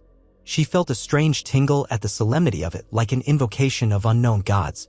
The men around her stood respectfully, though some of Furin's sailors exchanged unsure glances. Still, no threat emerged, only a sense of shared wonder. Two ships meeting in the vast ocean, each from a world the other had scarcely imagined. When the ceremony concluded, Sam gave a slight bow, then signaled that they must continue their voyage east. Furin nodded, motioning in turn that his ship would press west. Despite the language barriers, the farewell carried warmth, handshakes, more smiles, the sense of a connection forged briefly in the heart of the sea. Arya walked back across the plank to the Night Swan with that golden amulet in her hand, trying to absorb the reality of it all. They truly were not alone out here. Perhaps what awaited them was even more remarkable than she had dared to hope. After the ships parted, the crew of the Night Swan buzzed with excitement. Their faith in the voyage seemed renewed. They had physical proof that lands and peoples existed beyond the watery horizon. Furin himself looked invigorated, eyes bright as he studied the remnants of the old maps. If they hail from Asteria, or wherever it's called, we might truly discover ports no Westerosi has seen, he told Arya in a low, eager voice. By the gods, we might be the first to chart these waters in centuries, if not ever. Arya touched the amulet around her neck, thinking of that solemn ritual. For so long, she had defined herself by death and the pursuit of names. But here was something new, an unknown future that had nothing to do with revenge. She stared at the endless sea. Then let's keep going, she said simply. We've come too far to turn back. The days afterward were marked by a renewed sense of purpose. The men toiled diligently, humming sea shanties under their breath. Even in the face of frequent rain squalls and unpredictable winds, the mood was cautiously optimistic. Arya joined the watch often, scanning the waves for any sign of land. She felt a faint trembling in her spirit, some mixture of hope and trepidation. What if this Asteria was not the fabled paradise some might imagine, but just another kingdom with its own battles and intrigues? Then again, that was part of what it meant to explore. You did not know what you would find, only that it would be something new. At night, when the stars came out, she sometimes recalled the words of Siriofarel, "There is only one God, and his name is death. And there is only one thing we say to death, not today." Those words had guided her through so many dire moments. But now she wondered if there might be other gods, other beliefs, guiding people across the sea. She thought of the old gods in the north, the weirwood trees, the new gods worshipped in the south, the red god worshipped in Volantis, the faceless god of Bravos. Perhaps this Astarian Circle-and-Spokes deity was just another among the great pantheon of mortal hopes and fears. The thought made her feel both small and strangely liberated. They continued west. One morning, the lookout called that the water ahead seemed lighter, as though reflecting a different color sky. Furin and Arya climbed to the forecastle to see for themselves. Indeed, the horizon to the west shimmered with a pearly sheen.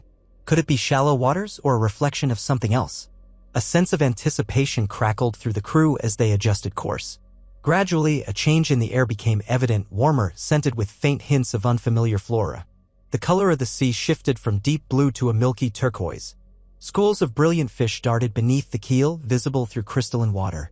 A cry of excitement went up when someone spotted a reef system teeming with coral. It was like sailing into a painting, the ocean floor swirling with life and color. Arya leaned over the rail, enchanted by the spectacle of fish in shapes she had never imagined. Long, ribbon-like creatures with shining stripes, stubby ones with luminous spots. "Careful, Captain," a sailor shouted. "Rocks and reefs might tear the hull apart." Fern nodded. "Keep a steady watch." He ordered the sails trimmed, reducing speed so they could navigate carefully.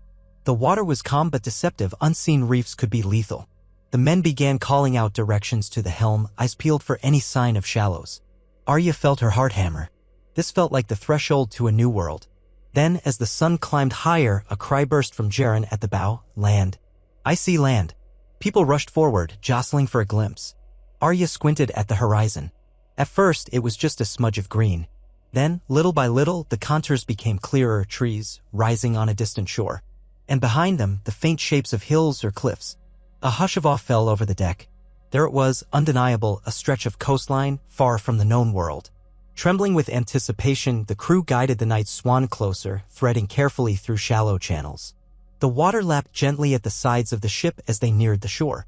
At last, they found a cove with a sandy beach and a swath of trees beyond. Fern decided to drop anchor just offshore, worried that hidden rocks might lie further in. A small boat was lowered and a handful of men prepared to row. Arya insisted on going with them. She couldn't imagine coming all this way only to stay on the ship. The boat glided toward the beach, the men pulling at the oars in subdued excitement. Arya felt her pulse racing as if she were about to enter a forbidden chamber in some ancient ruin. The shoreline came into sharper focus, tall, lush vegetation, some of it reminiscent of palm trees she had glimpsed in Bravos' exotic gardens, but not quite the same. The leaves were broad and dark, rustling in a breeze that carried unfamiliar scents. When the keel of the small craft scraped the sand, Arya hopped out into ankle-deep water. The waves fizzled around her boots as she strode onto the beach. Fern and the others followed, hauling the boat a little higher to keep it from drifting. The warm sand under her feet felt surreal, like stepping onto a dream. A hush fell over them all as they surveyed the deserted shore. It was pristine, untouched, no footprints, no sign of human habitation. Purple and yellow shells dotted the sand. The forest beyond loomed with thick trunks and vines cascading down. A gull-like bird wheeled overhead, screeching its alarm at their presence. Arya found herself smiling. She had traveled so far, across death and vengeance, across the known seas, and now she stood on a new land that no one in Westeros had ever mapped. She half expected the illusions of the faceless men to peel away, revealing a trick. But it was real, gloriously real. They advanced a cautious distance inland, swords drawn, scanning for any sign of danger. The undergrowth was dense, a riot of green. Strange insects buzzed, brilliant butterflies flitted among blossoms of orange and red. Arya tested the ground with each step, mindful of hidden hazards like snakes or sinkholes. Fern's brow gleamed with sweat, and he wiped it on his sleeve, glancing around as if expecting savage warriors to leap from behind the trees. The two sailors who had come with them exchanged uneasy looks. But the forest merely hummed with the sounds of wildlife, chirps, rustles, distant calls. It seemed uninhabited by people. Or, if there were inhabitants, they were not making themselves known. Arya knelt by a small stream, tasting the water. It was fresh, cold, and clear. Relief flitted across her face. "Drinkable," she said. "We can refill our casks here if we find a path." Fern nodded, eyes still darting. "We'll need to be careful. This place could hold countless threats we've never seen. But so far, it looks promising." They spent the next hour exploring. With short-handled axes, the sailors cleared some brush to reach a vantage point atop a rocky rise. From there, they glimpsed rolling hills further inland, thickly forested. A faint range of mountains loomed, barely visible through the haze. The sense of vastness was staggering. Arya felt a shiver of exhilaration. This was no small isle or atoll. It might be an entire continent stretching beyond sight. The thought of it made her realize how narrow her world had once been. Even in the thrall of vengeance, she had never conceived that such expanses existed, brimming with unknown life. By midday, they returned to the boat, laden with samples, strange fruits that might be edible, a few carved branches of unusual wood, and a sack of shells from the beach. Their hearts pounded with discovery. The men rowed back to the Night Swan, eager to share their findings. A small crowd waited on the deck, bursting into excited chatter when they saw the loot. Fern allowed a brief moment of celebration. A cask of ale was opened and cups were passed around. Arya took a sip, letting the camaraderie wash over her. She saw the crew's eyes shining with wonder. They had endured storms, calms, hunger, and fear to reach this place. For a moment, it was all worth it. That night, Arya joined Fern, Jaren, and a handful of others around a lantern on the aft deck, discussing what to do next.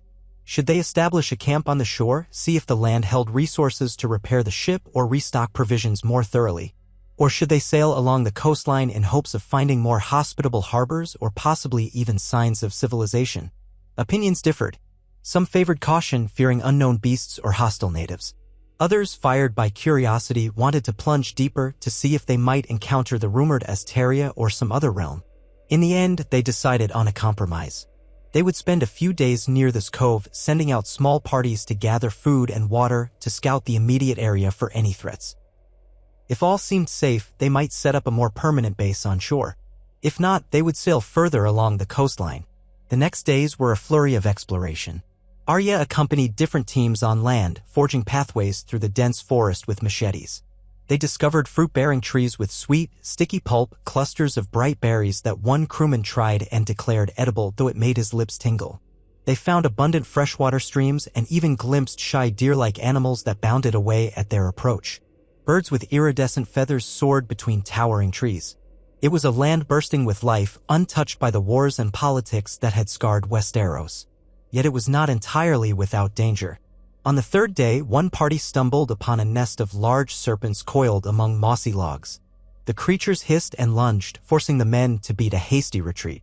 Another group heard eerie howling at dusk, though they never discovered its source.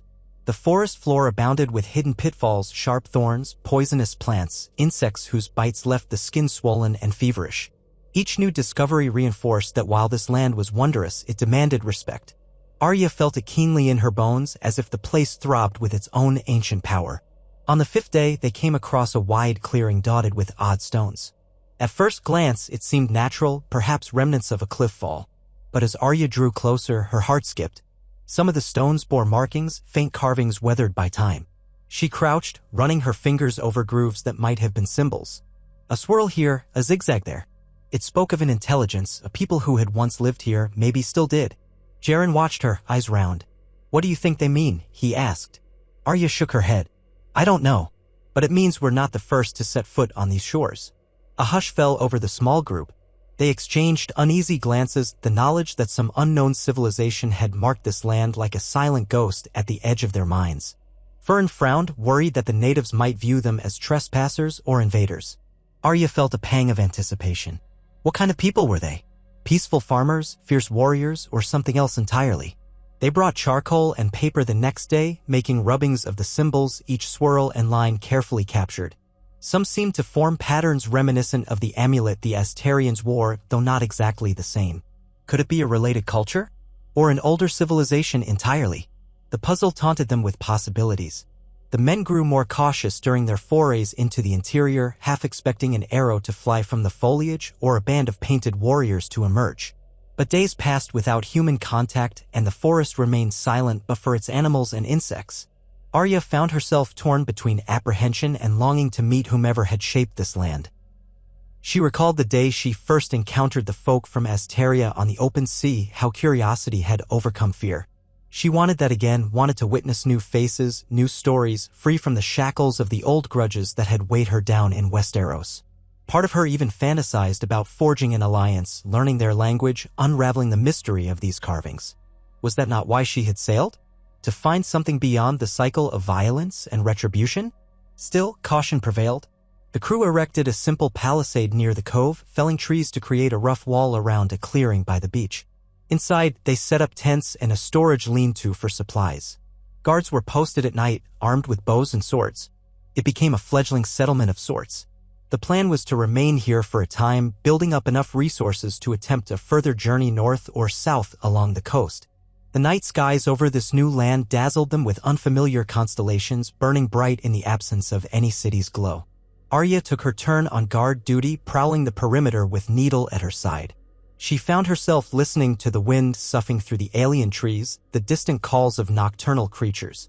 By starlight, she could almost feel the spirit of this land, untamed, speaking in a language of rustling leaves and hidden streams. It was a lullaby and a warning all at once. Sometimes she slipped away from the campfire chatter to practice her sword forms in solitude. The soft sand and the hush of the dark forest reminded her of the House of Black and White, where she had once trained in the art of silent murder. Now she used those same skills to navigate a new horizon. The godwood at Winterfell felt a lifetime away, yet a part of her still carried the north within her bones. She remembered her father's voice, her mother's warmth, the final moments with each sibling. That part of her life might be behind her, but it shaped who she was. As the weeks wore on, the supplies from the ship began to dwindle. They supplemented with local fruits, nuts, and fish speared in the shallow reefs, but the men worried about how they would survive long-term if no trade routes were found. Fern wanted to sail south along the coast, hoping to find a safe harbor or a local settlement. Others argued they should remain here, build a sturdier fort, perhaps farm. Tensions arose once again, simmering beneath the surface.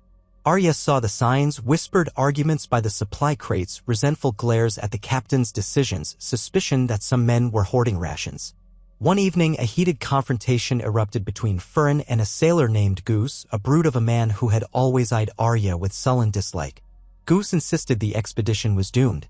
"There's no sign of your fabled Asteria or any other damned place," he roared. "We should turn the ship east while we still can, back to the world that we know." Fern refused, his pride and gambler's spirit flaring. "We've come too far for retreat," he snapped. "Unless you plan to swim alone. The gold promised is for finishing the voyage, not fleeing." Arya stood by the campfire, arms folded. She could see Goose's muscles tensing, his hand hovering near the hilt of a cutlass. The crew watched, uncertain. She stepped forward, gaze sharp as steel. "There's no going back," she said quietly. "The land behind us isn't our land anymore. We chose this." Goose sneered. "Easy for you to say, little wolf. You can pay your way out of everything. But we're the ones who'll starve when the rations run out." "I've starved before," Arya replied, leveling a cold stare. "And I've survived far worse." For a moment, it looked as though Goose might lash out, but the hush of the onlooking men held him in check.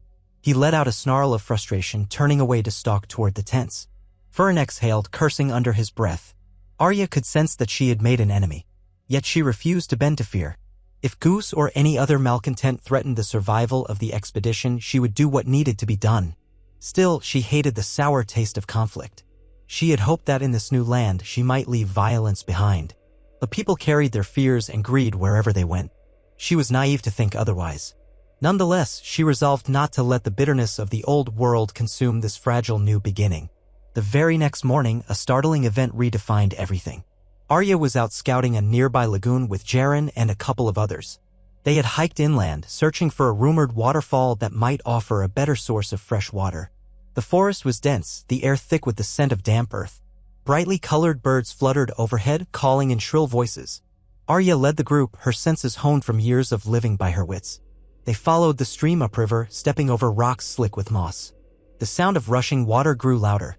Then, all at once, the forest parted to reveal a breathtaking vista, a cascade tumbling from a rocky height, crashing into a clear pool below. Rainbows danced in the mist. The group paused, awed by the sheer beauty. Arya felt a tug in her chest, a reminder that the world could be so much more than strife. Just as they approached the pool, a figure emerged from behind a cluster of ferns. A man, or so it seemed at first glance, tall and lean, with skin the color of burnished copper. He wore a skirt of woven fibers and carried a long spear carved with intricate designs. His hair was bound in a topknot adorned with feathers. Alarm shot through Arya. She froze, raising her hand for the others to halt. The stranger saw them, too, and his eyes widened with apparent surprise. He gripped a spear, though he did not immediately attack. Arya's mind whirled. She slowly lowered her own hand, palm outward, a gesture of peace. The man spoke in a language she did not recognize, his tone urgent. Another figure appeared beside him, similarly dressed, a woman with a slender bow strapped across her back. They exchanged rapid words.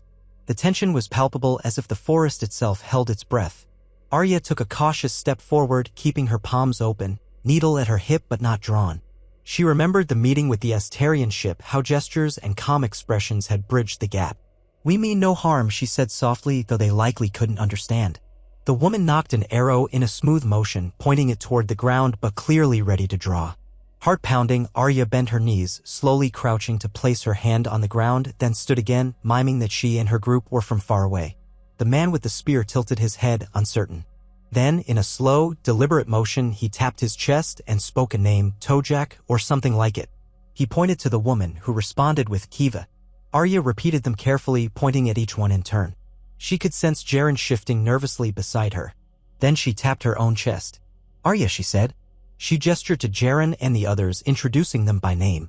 The two strangers conferred quietly. Then the man, Tojak, extended a hand to Arya. She willed herself to remain steady, stepping forward. They clasped hands, a spark of connection amid the tension. The woman, Kiva, relaxed her grip on the bowstring a fraction.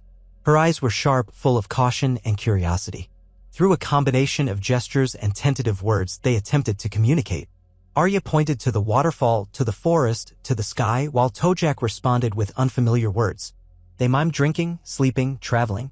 Bit by bit, a fragile rapport formed. The small group then followed Tojak and Kiva a short distance, discovering a hidden footpath behind the waterfall. It led to a small clearing where several huts stood. More people emerged, men, women, even children, all with similar copper-hued skin and feathered adornments. Their eyes regarded the newcomers with varying degrees of awe and apprehension. Arya's group was ushered into the clearing, carefully watched by spear-wielding sentinels. The huts were made of wood and woven leaves, skillfully constructed. Smoke rose from a central fire pit carrying the aroma of roasted fish. Dogs prowled the perimeter, barking at the strangers but not attacking. Arya felt an odd sense of wonder, as if she had stumbled upon a lost tribe from legend. The architecture, the body paint, the intricate tattoos some of them bore, it was all so different from anything she had known. An elderly woman with elaborate necklaces stepped forward, leaning on a staff. She conferred with Tojak and Kiva, then addressed Arya's group. Although they understood none of her words, the tone was not hostile, rather, it seemed questioning, welcoming even. A small child peered from behind the woman's legs, eyes round as the moon. Arya knelt down, trying to appear non-threatening, and offered a tentative smile. The child blinked, then darted away. From behind, Jaren whispered, "What do we do?" His face was pale, but a flicker of excitement lit his eyes. Arya whispered back, "We show we're friendly. Let them see we aren't here to harm them." One of the villagers brought wooden cups of a fragrant, steaming liquid. The aroma was earthy, bitter, but not unpleasant. They offered the cups to Arya and her group. Unsure but wanting to accept the gesture, Arya sipped. A strange warmth spread through her, followed by a slightly numbing sensation on her tongue. She forced a smile and nodded, hoping it wasn't some poison. The villager who served the drink nodded in return, seeming pleased by her acceptance. Gradually, more villagers gathered, exchanging murmured comments. Kiva and Tojak led Arya around the clearing, pointing at huts, tools, woven mats, speaking in their language. Arya responded as best she could, picking up a few words. The mood remained cautious but open. She saw they cultivated small gardens with tubers and legumes, collected water from bamboo-like stalks, hunted with bows and snares. Their spears bore stone or obsidian points, carefully flaked.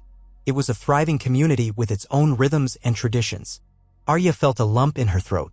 She was witnessing a culture that might have existed for centuries or longer, never touched by Westeros or Essos. The hours slipped by in a blur of gestures and shared curiosity. Eventually, the sun sank low, painting the treetops in gold and crimson. Arya realized they needed to return to the Night Swan.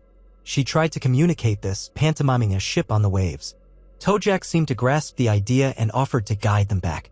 Yet, the old woman with the staff intervened, speaking urgently. A discussion flared among the villagers.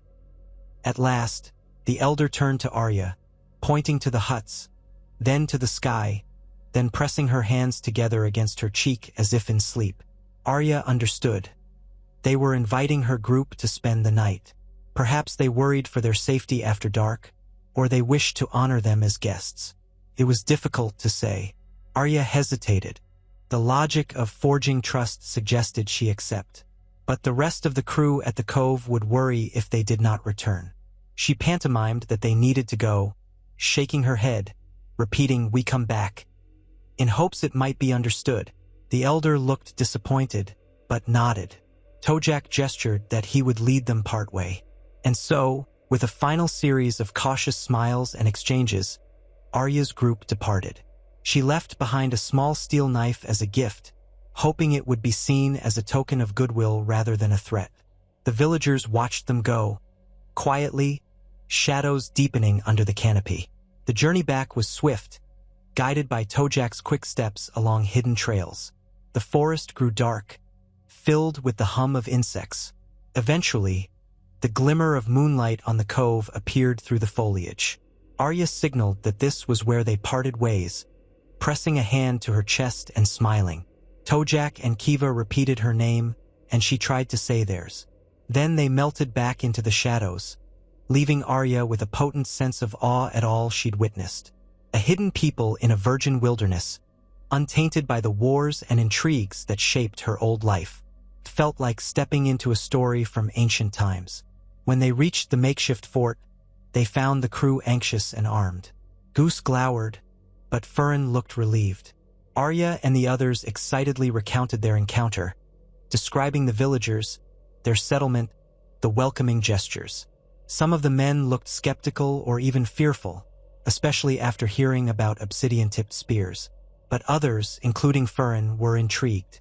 "This changes everything," the captain said, pacing near the fire. "We're not just in an empty land. There are people here, people who might trade or share knowledge of the region." Goose spat into the dirt. "Or stick us like fish if they choose." Arya ignored him. "We need to approach them carefully," she said. "Show them respect. We can't repeat the sins of conquerors back in Westeros." Furin nodded. "Agreed. We'll organize a proper expedition tomorrow with gifts and supplies." He eyed the men around him. "No weapons raised unless absolutely necessary. Clear?" A chorus of murmured assent followed, though Arya noticed Goose's hard expression. She could almost see his resentment festering, the fear of the unknown turning into hostility. She reminded herself to keep watch. A single foolish act could spark a conflict that would destroy everything they had built here. The next morning dawned bright, the sky tinted with rose and gold. Arya joined Furin and a group of a dozen men. Enough to seem respectable, but not so many as to appear threatening. They carried tokens, cloth, small mirrors, beads, metal tools. Arya also insisted they bring some fruit and fish to offer. They set out along the trail she remembered, the forest alive with bird calls and sunlight filtering through broad leaves. Partway through, Tojak and Kiva emerged as if they had been expecting the visitors. The exchange of cautious smiles felt more relaxed this time. The villagers led them to the clearing.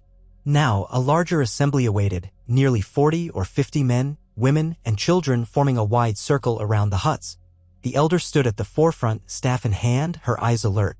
Arya noticed others armed with spears or bows, though none were raised. The tension was laced with curiosity. Furin stepped forward, removing his hat. He bowed slightly, a gesture of respect.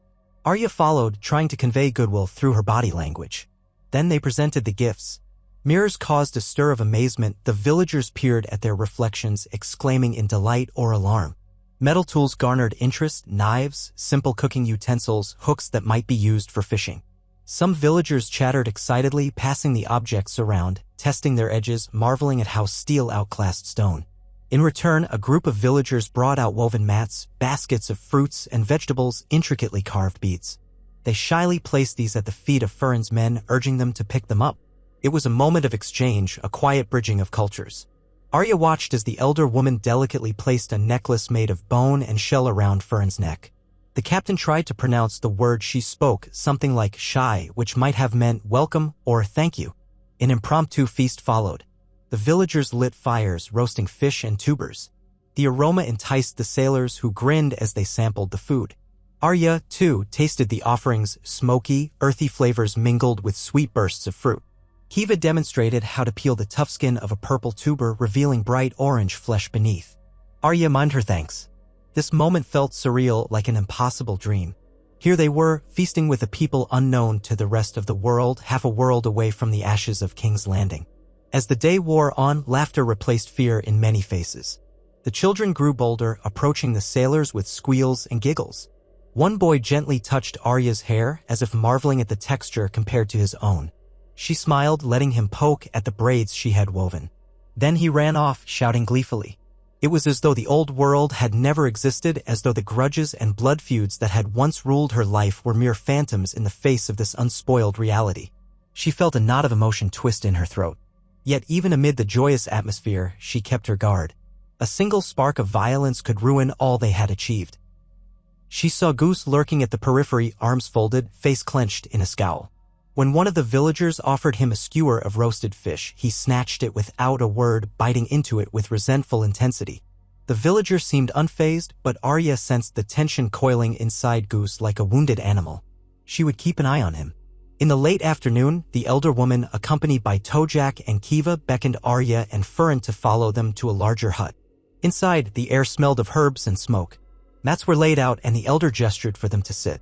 She produced a bowl of thick, greenish paste, dipping her fingers in and daubing it onto a flat stone where it formed symbols reminiscent of the ones Arya had seen carved on stones in the forest. The elder pointed to these symbols, spoke softly, then tapped her chest and repeated a name, Nalith. Arya surmised it might be the woman's name or a title. Fern tried to ask questions, pointing at the symbols, at himself, at the world outside, but the language barrier held. Still, through pantomime, it seemed Nalith wanted to convey some narrative, a story, or a myth about the land, about ancestors. She drew spirals, triangles, arcs. Arya guessed they might represent journeys, the sun, the seasons. She found herself enchanted as if glimpsing the heartbeat of a civilization. She remembered how stories had shaped her own world, from the legends of the Long Night to the tales of Nymeria the warrior queen. Perhaps these people had their own heroes and monsters, their own prophecies. Nalith dipped her finger in the paste again, painted another symbol, then laid her hand on Arya's arm. There was a gentle solemnity in her gesture. Arya allowed it, watching as the elder pressed the symbol onto her skin, leaving a faint green mark. A murmur went through Tojak and Kiva as if this were some kind of blessing. Arya met Nalith's gaze, nodding in gratitude, feeling a swell of emotion she could hardly name. She wondered if the symbol meant friend or guest or something else entirely. When they emerged from the hut, the sun had begun its descent, painting the sky in fiery hues. Arya found the rest of the crew in lively conversation with villagers, each side using hand gestures and simple words they were starting to share. She felt a surge of optimism. Perhaps in this land they could set aside the cycles of conquest and slaughter that had marked the histories of Westeros. Perhaps they could build a relationship founded on mutual respect, learning each other's ways. But the shadows lengthened and with them came uncertainty. After sharing some final food and expressions of goodwill, Furin decided they should return to the cove before nightfall. The villagers understood, sending them off with small tokens, bracelets, dried bundles of herbs. Arya promised herself she would come back soon, that they would nurture this fragile bond. As the sailors filed out of the village, Goose's sneer caught Arya's eye. He muttered something under his breath about witch doctors and savages. She glared at him, but he only spat, turning away. The joy she had felt dimmed. Not all men could see the wonder of a new horizon. Fear and ignorance might twist that wonder into hate. They reached the cove under starlight, the humidity clinging to their skin. A subdued elation surrounded those who had participated in the meeting, each replaying the day's marvels. Plans formed.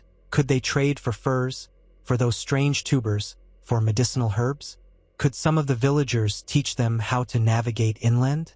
Furin rubbed his beard and admitted it was the best outcome he could have hoped for. That night, Arya wandered away from the camp, standing at the water's edge. The moon bathed the beach in silver. She looked out at the anchored night swan, remembering how not long ago they had been adrift, lost in the monotony of sea and sky. Now they stood on the threshold of a new land, forging friendships with a people as different from them as day from night. She felt the gentle weight of Nalith's painted blessing on her arm. The paste had dried into a faint mark, reminding her of the House of Black and White's face-painting rituals, yet utterly distinct. Here it carried a different meaning: welcome, acceptance, perhaps even a glimpse of hope. For so long, she had lived in the grip of vengeance, each step defined by the names on her list. The final name, Cersei Lannister, had fallen beneath Arya's blade, and after that, a yawning emptiness had opened within her. But as she breathed in the warm night air, she realized that emptiness was slowly being filled, not by revenge or old ghosts, but by the promise of discovery, of forging bonds in a realm untainted by the tragedies of the past. Part of her still carried sorrow and scars. She could not forget the horrors she had witnessed, nor the innocent child she had once been. Yet she felt a stirring sense that here, beyond the edges of the known world, she could shape a new story for herself. She closed her eyes, hearing the soft rush of waves on the sand. She thought of the stark words, "Winter is coming," and how they had always loomed over her life like an omen of doom. But winter had come and gone, in ways more devastating than she could have ever imagined. Now, across the ocean, a new season beckoned. She would not flinch from it. She would meet it with open eyes. For days and weeks thereafter, a pattern emerged. Small groups traveled between the cove and the village, bringing trade items, learning bits of the language. It was slow, halting progress, but each trip built trust. Arya discovered that the villagers called their land something akin to Emerald. She gleaned a few scattered words: Kai for river, Lechua for sky, Mera for friend, Dare for home. In turn, they picked up fragments of the common tongue: water, fruit, boat. Laughter often punctuated these clumsy lessons, bridging the gulf between them. However, tension simmered within the expedition. Goose and his close companions disliked the growing rapport, muttering that they should simply take what they needed or set sail for known waters. Fern tried to contain their complaints, threatened them with reduced shares if they caused trouble. But Arya saw the potential for an ugly confrontation. More than once, she caught Goose glaring at the villagers' children as though their innocence was an affront. She cautioned Fern that they needed to remain vigilant. Despite this, the alliance between the sailors and the villagers thrived for a time. One day, Tojek led Arya and Jaren on a hunting trip, showing them how to track small game along the riverbanks. Kiva taught them to weave flexible vines into baskets. The men from the ship showed the villagers how to sharpen bone knives with a whetstone, how to carve planks for stronger huts using steel adzes. An exchange of knowledge blossomed in the gentle hush of the forest. Arya found herself increasingly captivated by the daily rhythms of Emerald. The villagers rose at dawn, prayers or chants drifting through the misty air as they saluted the rising sun. Children learned to swim in the calm lagoon, splashing with laughter. At night, they gathered around fires, singing songs that soared with haunting beauty, the meaning of which Arya could only guess. She watched from the sidelines, a foreigner, but one who felt an inexplicable pull toward the shared warmth. The mark Nalith had given her remained a faint green on her arm, a constant reminder that in this new land, she might become something beyond the killer forged by war. One morning, after a gentle rain, Arya ventured to the village alone, having told Fern she wished to help Kiva gather healing herbs. She followed the narrow path through the forest, stepping around tangled roots and glimmering puddles. The air hummed with insect life. She reached the village clearing to find an undercurrent of alarm. People whispered, faces drawn. Kiva ran to meet her, speaking in agitated bursts of their language. She tugged on Arya's arm, leading her toward one of the huts. Inside, the elder, Nalith, lay on a woven mat, her breathing shallow.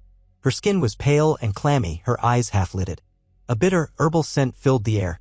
Kiva murmured frantically, pressing a hand to Nalith's forehead.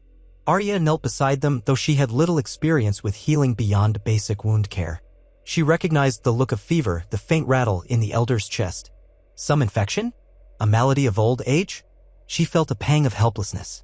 In her old life, she might have simply stepped away. There were always others to handle the dying. But now she found herself longing to help, to repay these people for their hospitality. She signaled for clean water, remembering that cleanliness mattered in the healing of wounds or sickness. Kiva fetched a bowl of warm water. Arya found scraps of cloth to wipe Nalitha's brow. The elder's eyes fluttered open, meeting Arya's with a flicker of recognition. The corners of her mouth twitched as though trying to form a reassuring expression. Arya felt her throat tighten. This woman who had welcomed them and offered an ancient blessing now hovered on the brink of death. Kiva spoke rapidly, pointing to the forest, then her mouth, then making a gesture as if crushing leaves. Arya deduced they needed certain medicinal plants. She nodded and sprang to her feet, ignoring the quiver in her stomach. She couldn't speak the language fluently, but she understood that the remedy lay in the wild growth of Emerald's jungle. Together, she and Kiva set off, running down a side path that snaked through vines and ferns. The damp underbrush slapped at Arya's ankles as they pressed onward. They arrived at a cluster of thick-stemmed plants, each bearing vivid red blossoms shaped like trumpets. Kiva knelt, carefully plucking the petals, showing Arya how to scrape the inner sap. The pungent aroma was sharp and astringent. She motioned for Arya to help. They harvested as much as they could carry, then raced back to the village. There, they crushed the petals and sap in a mortar, mixing it with water heated over the fire. Nalith lay motionless, breathing shallow. Kiva lifted the elder's head, allowing Arya to drizzle the liquid into her parted lips. Nalith sputtered, coughed, but swallowed. A hush filled the hut. Outside, the villagers had gathered in worried clusters, whispering prayers or holding hands. Hours crept by. Arya stayed by Nalith's side, wiping away sweat, offering sips of the herbal concoction whenever the elder stirred. At one point, Nalith's eyes opened fully and she reached out to grasp Arya's hand with surprising strength. She mumbled words in her language, but Arya heard something in the tone that resembled gratitude or perhaps a farewell. Arya swallowed hard, thinking of her own mother, her final moments at the twins. She remembered how powerless she had felt then. She prayed to any god who might listen, old or new, or even the nameless ones, that Nalith would survive. Dusk fell, the sky turning lavender and gold. Kiva lit torches around the village clearing, their orange glow flickering on the thatched walls. Nalith dozed fitfully, each breath rasping. Arya's eyelids grew heavy, but she refused to leave. The villagers quietly offered her bits of food and water, seemingly touched by her concern. At last, late in the night, Nalith's breathing steadied slightly, the feverish sheen on her brow receding. Arya let out a shaky breath of relief, meeting Kiva's eyes. The younger woman smiled tentatively, exhaustion etched into her face. By morning, Nalith was able to sit up, leaning on Kiva's shoulder. A wave of quiet celebration spread through the village. People brought offerings of fruit, chanting softly. Nalith still looked frail, but the crisis had passed. Arya felt an unfamiliar warmth flood her. She had never been a healer, never saved someone's life in this way. Her skills had always been in taking lives. Now she understood that in a new land she could choose a different role. She spent the next few days at the village, helping Kiva prepare more herbal remedies, ensuring Nalith ate enough to regain her strength. The elder recovered slowly, and though her voice remained weak, she nodded in approval when Arya approached. One afternoon, as Arya prepared to leave for the cove, Nalith beckoned her closer. She murmured a string of words Arya didn't understand, then gently tapped her own forehead and Arya's. The meaning was elusive, but Arya sensed it was a blessing or a sign of deep respect. She bowed her head, touched beyond words. When she finally returned to the cove, she found it in an uproar. Fern was pacing angrily near the fort gate, men shouting. A fight had broken out, apparently triggered by Goose's accusations that Fern was going native and endangering them all by trusting the villagers. Another man had punched Goose in the mouth, calling him a coward. Goose retaliated with a blade, and only quick intervention from others prevented bloodshed. Fern had locked Goose in a makeshift stockade outside the camp to cool off. The tension was palpable, like a coiled serpent waiting to strike. Arya listened to the story in grim silence. She had left for only a few days, and chaos had nearly consumed the camp. Fern ran a hand through his hair, lines of worry marring his brow. "He's stirring up trouble," he muttered about Goose. "Saying we should be plundering the land, not making friends with the locals. Some of the men are listening. They're scared we'll be stranded here forever." Arya felt a cold anger simmer in her chest. "Then they're fools. The villagers welcomed us. We can survive here together.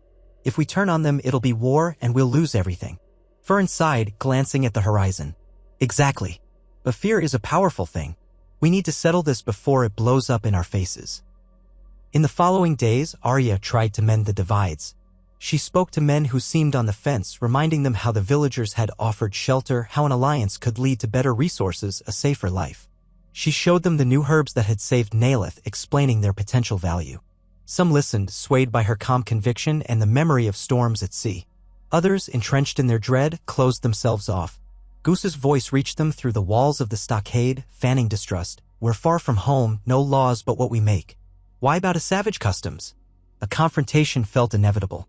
Fern debated banishing Goose entirely, but that would only turn him into a rogue element who might ally with other discontents or lash out at the villagers for supplies.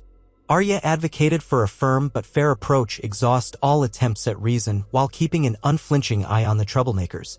Tensions grew. Men muttered in corners, griping about their share of gold, about the possibility that no rescue or contact from Westeros would ever come. One night, as Arya stood watch at the perimeter, she thought she heard movement in the brush. She ventured forward, silent as a cat, needle-bared. In a small clearing, she found Goose crouched, rummaging through a cache of stolen supplies, a coil of rope, tools, and salted fish. At the sight of her, he cursed. Rage twisted his features. He drew his cutlass, face contorted with hatred. "You think I'm just going to sit there in that cage?" he snarled. "I'm done being led around by that damned captain and your fancy illusions." Arya steadied her blade, voice cold. "Stealing from your own men. You'd betray them all." Goose barked a bitter laugh. "They're fools, same as you. We should conquer this land and take what we need before those friendly savages turn on us. Or do you think they'll just keep smiling until they slit our throats in the night?" Arya remembered the children in the village, the warm laughter, Nalitha's healing. Anger flared. "They've shown us nothing but kindness. This is fear talking, Goose, not reason." He bared his teeth, brandishing the cutlass in a clumsy lunge. Arya sidestepped easily, heart pounding. She knew she could kill him without much effort.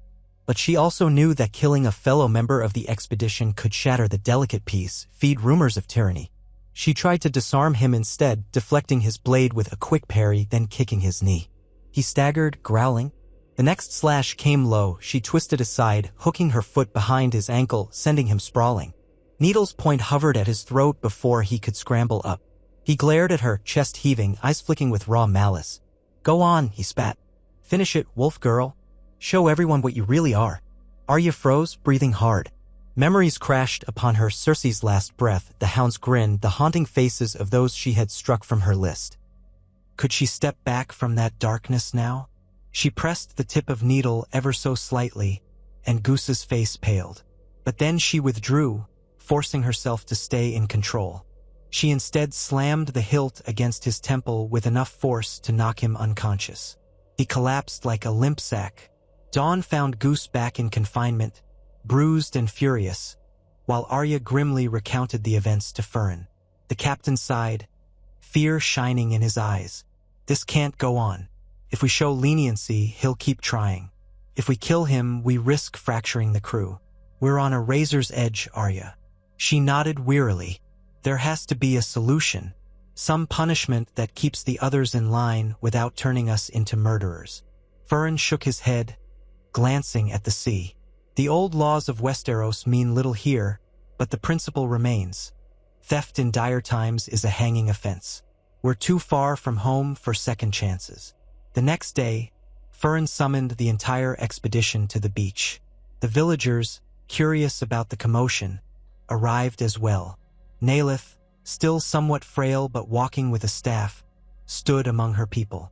Tojak and Kiva flanked her, expressions grave. They did not fully understand the meaning of this gathering, but the tension in the air was unmistakable. Goose was brought forth, hands bound, face defiant despite bruises. The men formed a circle, while the villagers hovered at its edges, whispering and watching. Furin stepped forward, addressing the sailors. "We are far from Westeros, but we still abide by the laws of survival. Goose has stolen from us and threatened our alliance with the people of Emerald." Goose sneered. "They're not people. They're a threat, and you're all blind." A ripple of unease spread through the gathering. Arya's chest tightened.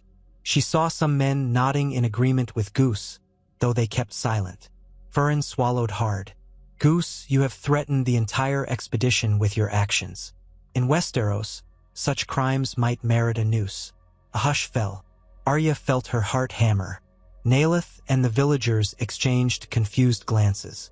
They sensed the gravity of the moment but not the specifics. Goose spat in the sand. "Go ahead, Captain. Kill me if you have the spine.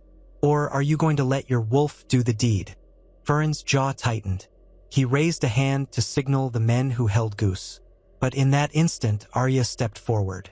She locked eyes with Furin and shook her head slightly. He hesitated. The entire circle of onlookers held their breath. Arya turned to address them, her voice resonating with calm force. "Killing him might silence him, but it will not ease our fears," she said. "We're building a new life here. If we start shedding each other's blood, how are we any better than the tyrants we left behind?" A few men looked uncertain. Others glowered. Goose let out a hollow laugh. "Spare me your mercy, you self-righteous." Arya cut him off, gaze icy. "You don't deserve mercy, but I won't see us become butchers." "Let him be exiled. Turn him loose with a day's rations. If he survives on his own, so be it. But he will not endanger us anymore." Furin blinked, relief flickering in his eyes. Then he gave a curt nod. "Agreed. Exile." An outcry arose from a handful of Goose's allies, but the majority looked resigned. Some were relieved they wouldn't have to witness an execution. Nalith and the villagers stepped back, sensing the tension. Goose twisted in the sailor's grip, cursing. "You think you're sending me to my death anyway," he shouted. Arya held his stare. "We're giving you a choice. Live by your own means. Or try your luck with the sea." He seethed in silence as the men dragged him away. The circle dissolved, tension crackling in the humid air. Arya felt a knot in her stomach. She knew exile was a harsh fate, but she could not condone his execution. Not in a land where they had a chance to be different. Nalith watched, her aged eyes flicking between Arya and the men, picking up on the gravitas. She placed a hand gently on Arya's arm, murmuring soft words. Arya closed her eyes, letting out a shaky breath. She felt as though she had walked a blade's edge, torn between the instinct to kill and the desire to forge a better path. In the aftermath, Goose's allies quieted, uncertain about following him into a life of solitary wandering.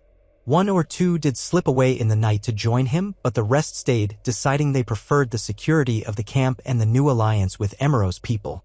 Over the following weeks, tensions eased somewhat. The daily routines of hunting, gathering, trading with the villagers, and fortifying the camp occupied most of their energies. Arya kept close watch, though. She knew that fear and hatred never truly died, they smoldered until a spark lit them anew. Yet hope also smoldered.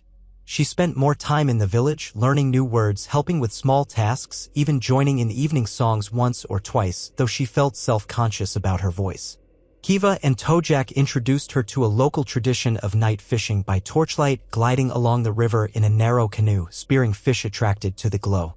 She could almost forget the weight of her past as she concentrated on the flickering reflections in the water, the hush of the forest, the gentle laughter when Kiva teased her for missing an easy catch. Furin, for his part, contemplated the future. Should they remain in Emerald permanently, establishing a new settlement? Or should they try to build a ship suited to navigate further along the coast and potentially find a route home or to Asteria? Arya did not know which path she preferred. Part of her longed to continue exploring, to see all the wonders that lay hidden in these uncharted realms. Another part felt a growing fondness for these villagers who had shown her a kindness and acceptance she had not felt in so long. Perhaps it was possible to do both. She was not bound by a single destiny anymore. One golden dawn, as Arya gathered fruit at the edge of the village, she heard a commotion behind her. Shouts in the villagers' language, laced with alarm. She raced back to find a group of them clustered around a man who lay on the ground, clutching an arrow that jutted from his thigh. Blood seeped between his fingers. Arya's heart lurched. These people did not use arrowheads of that design. It looked foreign. She knelt beside him, calling for help. Kiva arrived, eyes wide, pressing cloth to the wound. "Who did this?" Arya asked, even though the man's gasping offered no direct answer. Kiva pointed to the forest to the north, face grim. Arya felt a chill. Could Goose and his companions have resorted to banditry, ambushing villagers? Without hesitation, she grabbed her gear and sprinted in the direction indicated, weaving through the trees with all the stealth she had honed in her youth. She found footprints in the damp earth, heavy boots, not the soft sandals or bare feet the villagers used. She followed them, adrenaline surging. If Goose was behind this, it meant a new and dangerous threat to peace. She thought of Nalith, Kiva, all these people who had welcomed her. She would not allow them to become victims of violence. The trail led deeper into the jungle. Arya moved swiftly, listening for voices or movement. At last, she heard them, male voices low and urgent. Crouching behind a stand of broad-leafed plants, she peered through. Goose and two others stood over a makeshift camp, rummaging through stolen supplies. A battered bough leaned against a log, an arrow quiver nearby. Rage flared in Arya's chest. Goose wore a cruel smile, talking in hushed tones. "So we scare them a bit, take what we want," he was saying. "They'll learn to fear us or they'll die. We're not bowing to savage tribes." One of his companions nodded, rummaging through a satchel stuffed with local fruits, no doubt plundered from the villagers. Arya's hands clenched on Needle's hilt. She had spared Goose once. Now he had spilled innocent blood. She could not let him continue. But how to confront them without risking her own death? Steadying her breath, she slipped closer, using the undergrowth as cover. One of Goose's men turned away to gather firewood. Another knelt by the stolen goods. Goose alone stood guard, scanning the area with a scowl. His face had grown gaunt in exile, eyes haunted by anger, but that made him no less dangerous. Arya breathed in quietly. She recalled the teachings of the faceless men, how to approach unseen, how to strike swift. She had tried to leave that behind, but some shadows refused to be cast aside. She recognized that these men would terrorize the villagers until they were stopped. She had seen enough bloodshed to know negotiation would fail. Death was the only language Goose would heed. In one fluid motion, she rose from the bushes, driving the pommel of needle into the nearest man's skull before he could shout. He crumpled. Goose spun around, eyes wild, but Arya had already darted aside, letting his companion's hasty arrow thump into a tree. She slashed needle across the bowman's arm. He howled, dropping the bow. In that instant, Goose lunged at her with a dagger, aiming for her belly. She twisted, letting the blade graze her side, ignoring the sting. With a fierce snarl, she elbowed Goose's wrist, forcing him to drop the dagger. He backhanded her, sending her staggering. Pain flared in her cheek, but she kept her grip on needle. He came at her again, fists swinging. She pivoted under his blow, hooking his ankle with her foot. He tumbled, landing hard. Before he could rise, she pinned him with a knee to his chest, needles tip at his throat. His breath rattled. Fury and fear warred in his eyes. "You," he growled. "All this time you've sided with them, traitor to your own." Arya's voice was ice. "These villagers never asked for a fight. You brought it to them, just like so many others who think might makes right." She thought of King's Landing, of the Lannisters, of all who had used power to crush the weak.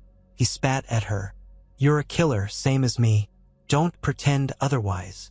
The memory of Cersei's final gasp flickered through Arya's mind, but she did not waver. Some lines, once crossed, demanded accountability. She pressed needle's tip until a bead of blood welled on Goose's throat. He tensed, trembling. She could have ended him in that heartbeat, ended the threat. Yet the image of a new land, a new beginning, stayed her hand for a fleeting instant. A mistake. He jerked sideways, grabbing at her wrist. The sudden motion twisted the blade, cutting his shoulder instead of his throat. He roared in pain and fury, flailing beneath her. They rolled across the ground. Arya tried to keep hold of needle, but he slammed a forearm into her chest. The breath rushed from her lungs. She punched him, felt her knuckles crack against his jaw. He reeled, but seized a handful of dirt and flung it in her eyes. Blinded, she stumbled back.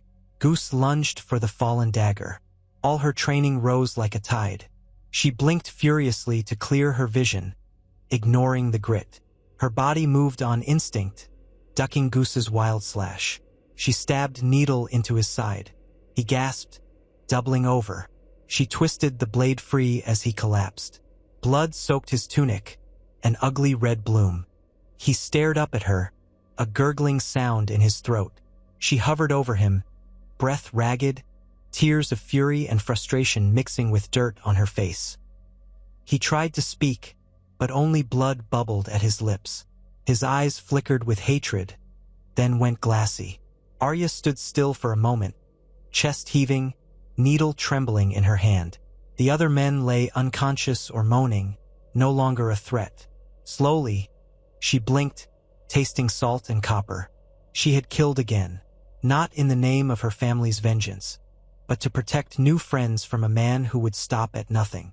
Yet the familiar hollowness opened in her gut. She dragged the unconscious men back to the cove with help from a few villagers who arrived in response to the fight. They stared at Goose's lifeless body in silence, reading the truth in Arya's grim expression. Nelith emerged, leaning on her staff. Her gaze was sad but understanding. Death was not alien to these people, but they seemed to sense Arya's inner turmoil. Nelith touched Arya's cheek with a trembling hand, uttering quiet words. In that gesture, Arya felt acceptance, not condemnation. Maybe they had learned that sometimes violence was necessary, a last resort to protect their own. Furin, upon hearing the news, buried Goose's body away from the fort unmarked. The other two men, once conscious, were banished under close watch, carried away by a small boat to a distant shore, left to survive on their own or perish. The crew was subdued. Goose's death reminded everyone that the line between survival and barbarism was razor-thin. But no one called Arya a murderer. They had seen the arrow in the villager's thigh, the theft, the malice in Goose's eyes. They knew on some level that her choice had spared them all a worse fate. That evening, Arya stood on the beach as dusk settled, waves lapping at her ankles. She gazed at the horizon, the wide ocean that had carried her to this place. Memories of King's Landing, of her family, of her entire bloody journey flickered in her mind. Each kill she'd made had left a scar on her soul. She wondered if it would ever truly heal. Yet beyond the pain she felt a glimmer of hope. She had defended the innocent not in pursuit of vengeance but to shield a fragile peace she believed in. It was a small difference, but to her it mattered. She felt a presence beside her. Kiva stood there, silent, offering a piece of fruit. Arya accepted it with a faint smile. The sunset gilded Kiva's bronze skin, and for a moment, Arya thought she saw the reflection of a future unburdened by old grudges. She bit into the fruit, sweet CS trickling down her chin. Kiva pointed to the ocean, spoke a word that sounded like Allah, then spread her arms wide, as if describing all that lay beyond. Arya nodded, letting her own gaze roam across the vast waters. "We can't change the past," Arya murmured, not certain if Kiva understood. "But maybe we can shape tomorrow." The warmth of the sand, the hush of the breeze, and the faint taste of salt on her lips grounded her in that moment. She was not in Winterfell, nor in King's Landing, nor Bravos. She was in Emerald, a land unexplored and filled with promise and peril alike. And for once, she was not simply chasing or running from a list of names. She was carving out her own path, learning how to be more than a wolf shaped by sorrow. The tide ebbed, carrying the foam back out to sea. Arya closed her eyes, listening to her heartbeat match the gentle pulse of the waves. The world was vast and mysterious, but she was ready to face it. One step, one breath, one discovery at a time. She had killed Cersei Lannister, avenged her family, and shed her ghosts in the process. Now, on these distant shores, she felt a quiet certainty that her story was just beginning. Perhaps she would remain here, forging bonds with Emerald's people, or sail onward to find new lands across the horizon. Whatever came next, she would meet it without fear, her spirit as boundless as the sea. She opened her eyes, the last glow of the dying sun reflecting in them, and smiled at Kiva. Tomorrow would dawn over an untamed realm, and Arya Stark would greet it, not as a faceless assassin, but as a traveler, a friend, and a guardian of a fragile peace. In this distant corner of the world, far from the bloody shadows of her past, she might finally discover the person she was meant to become.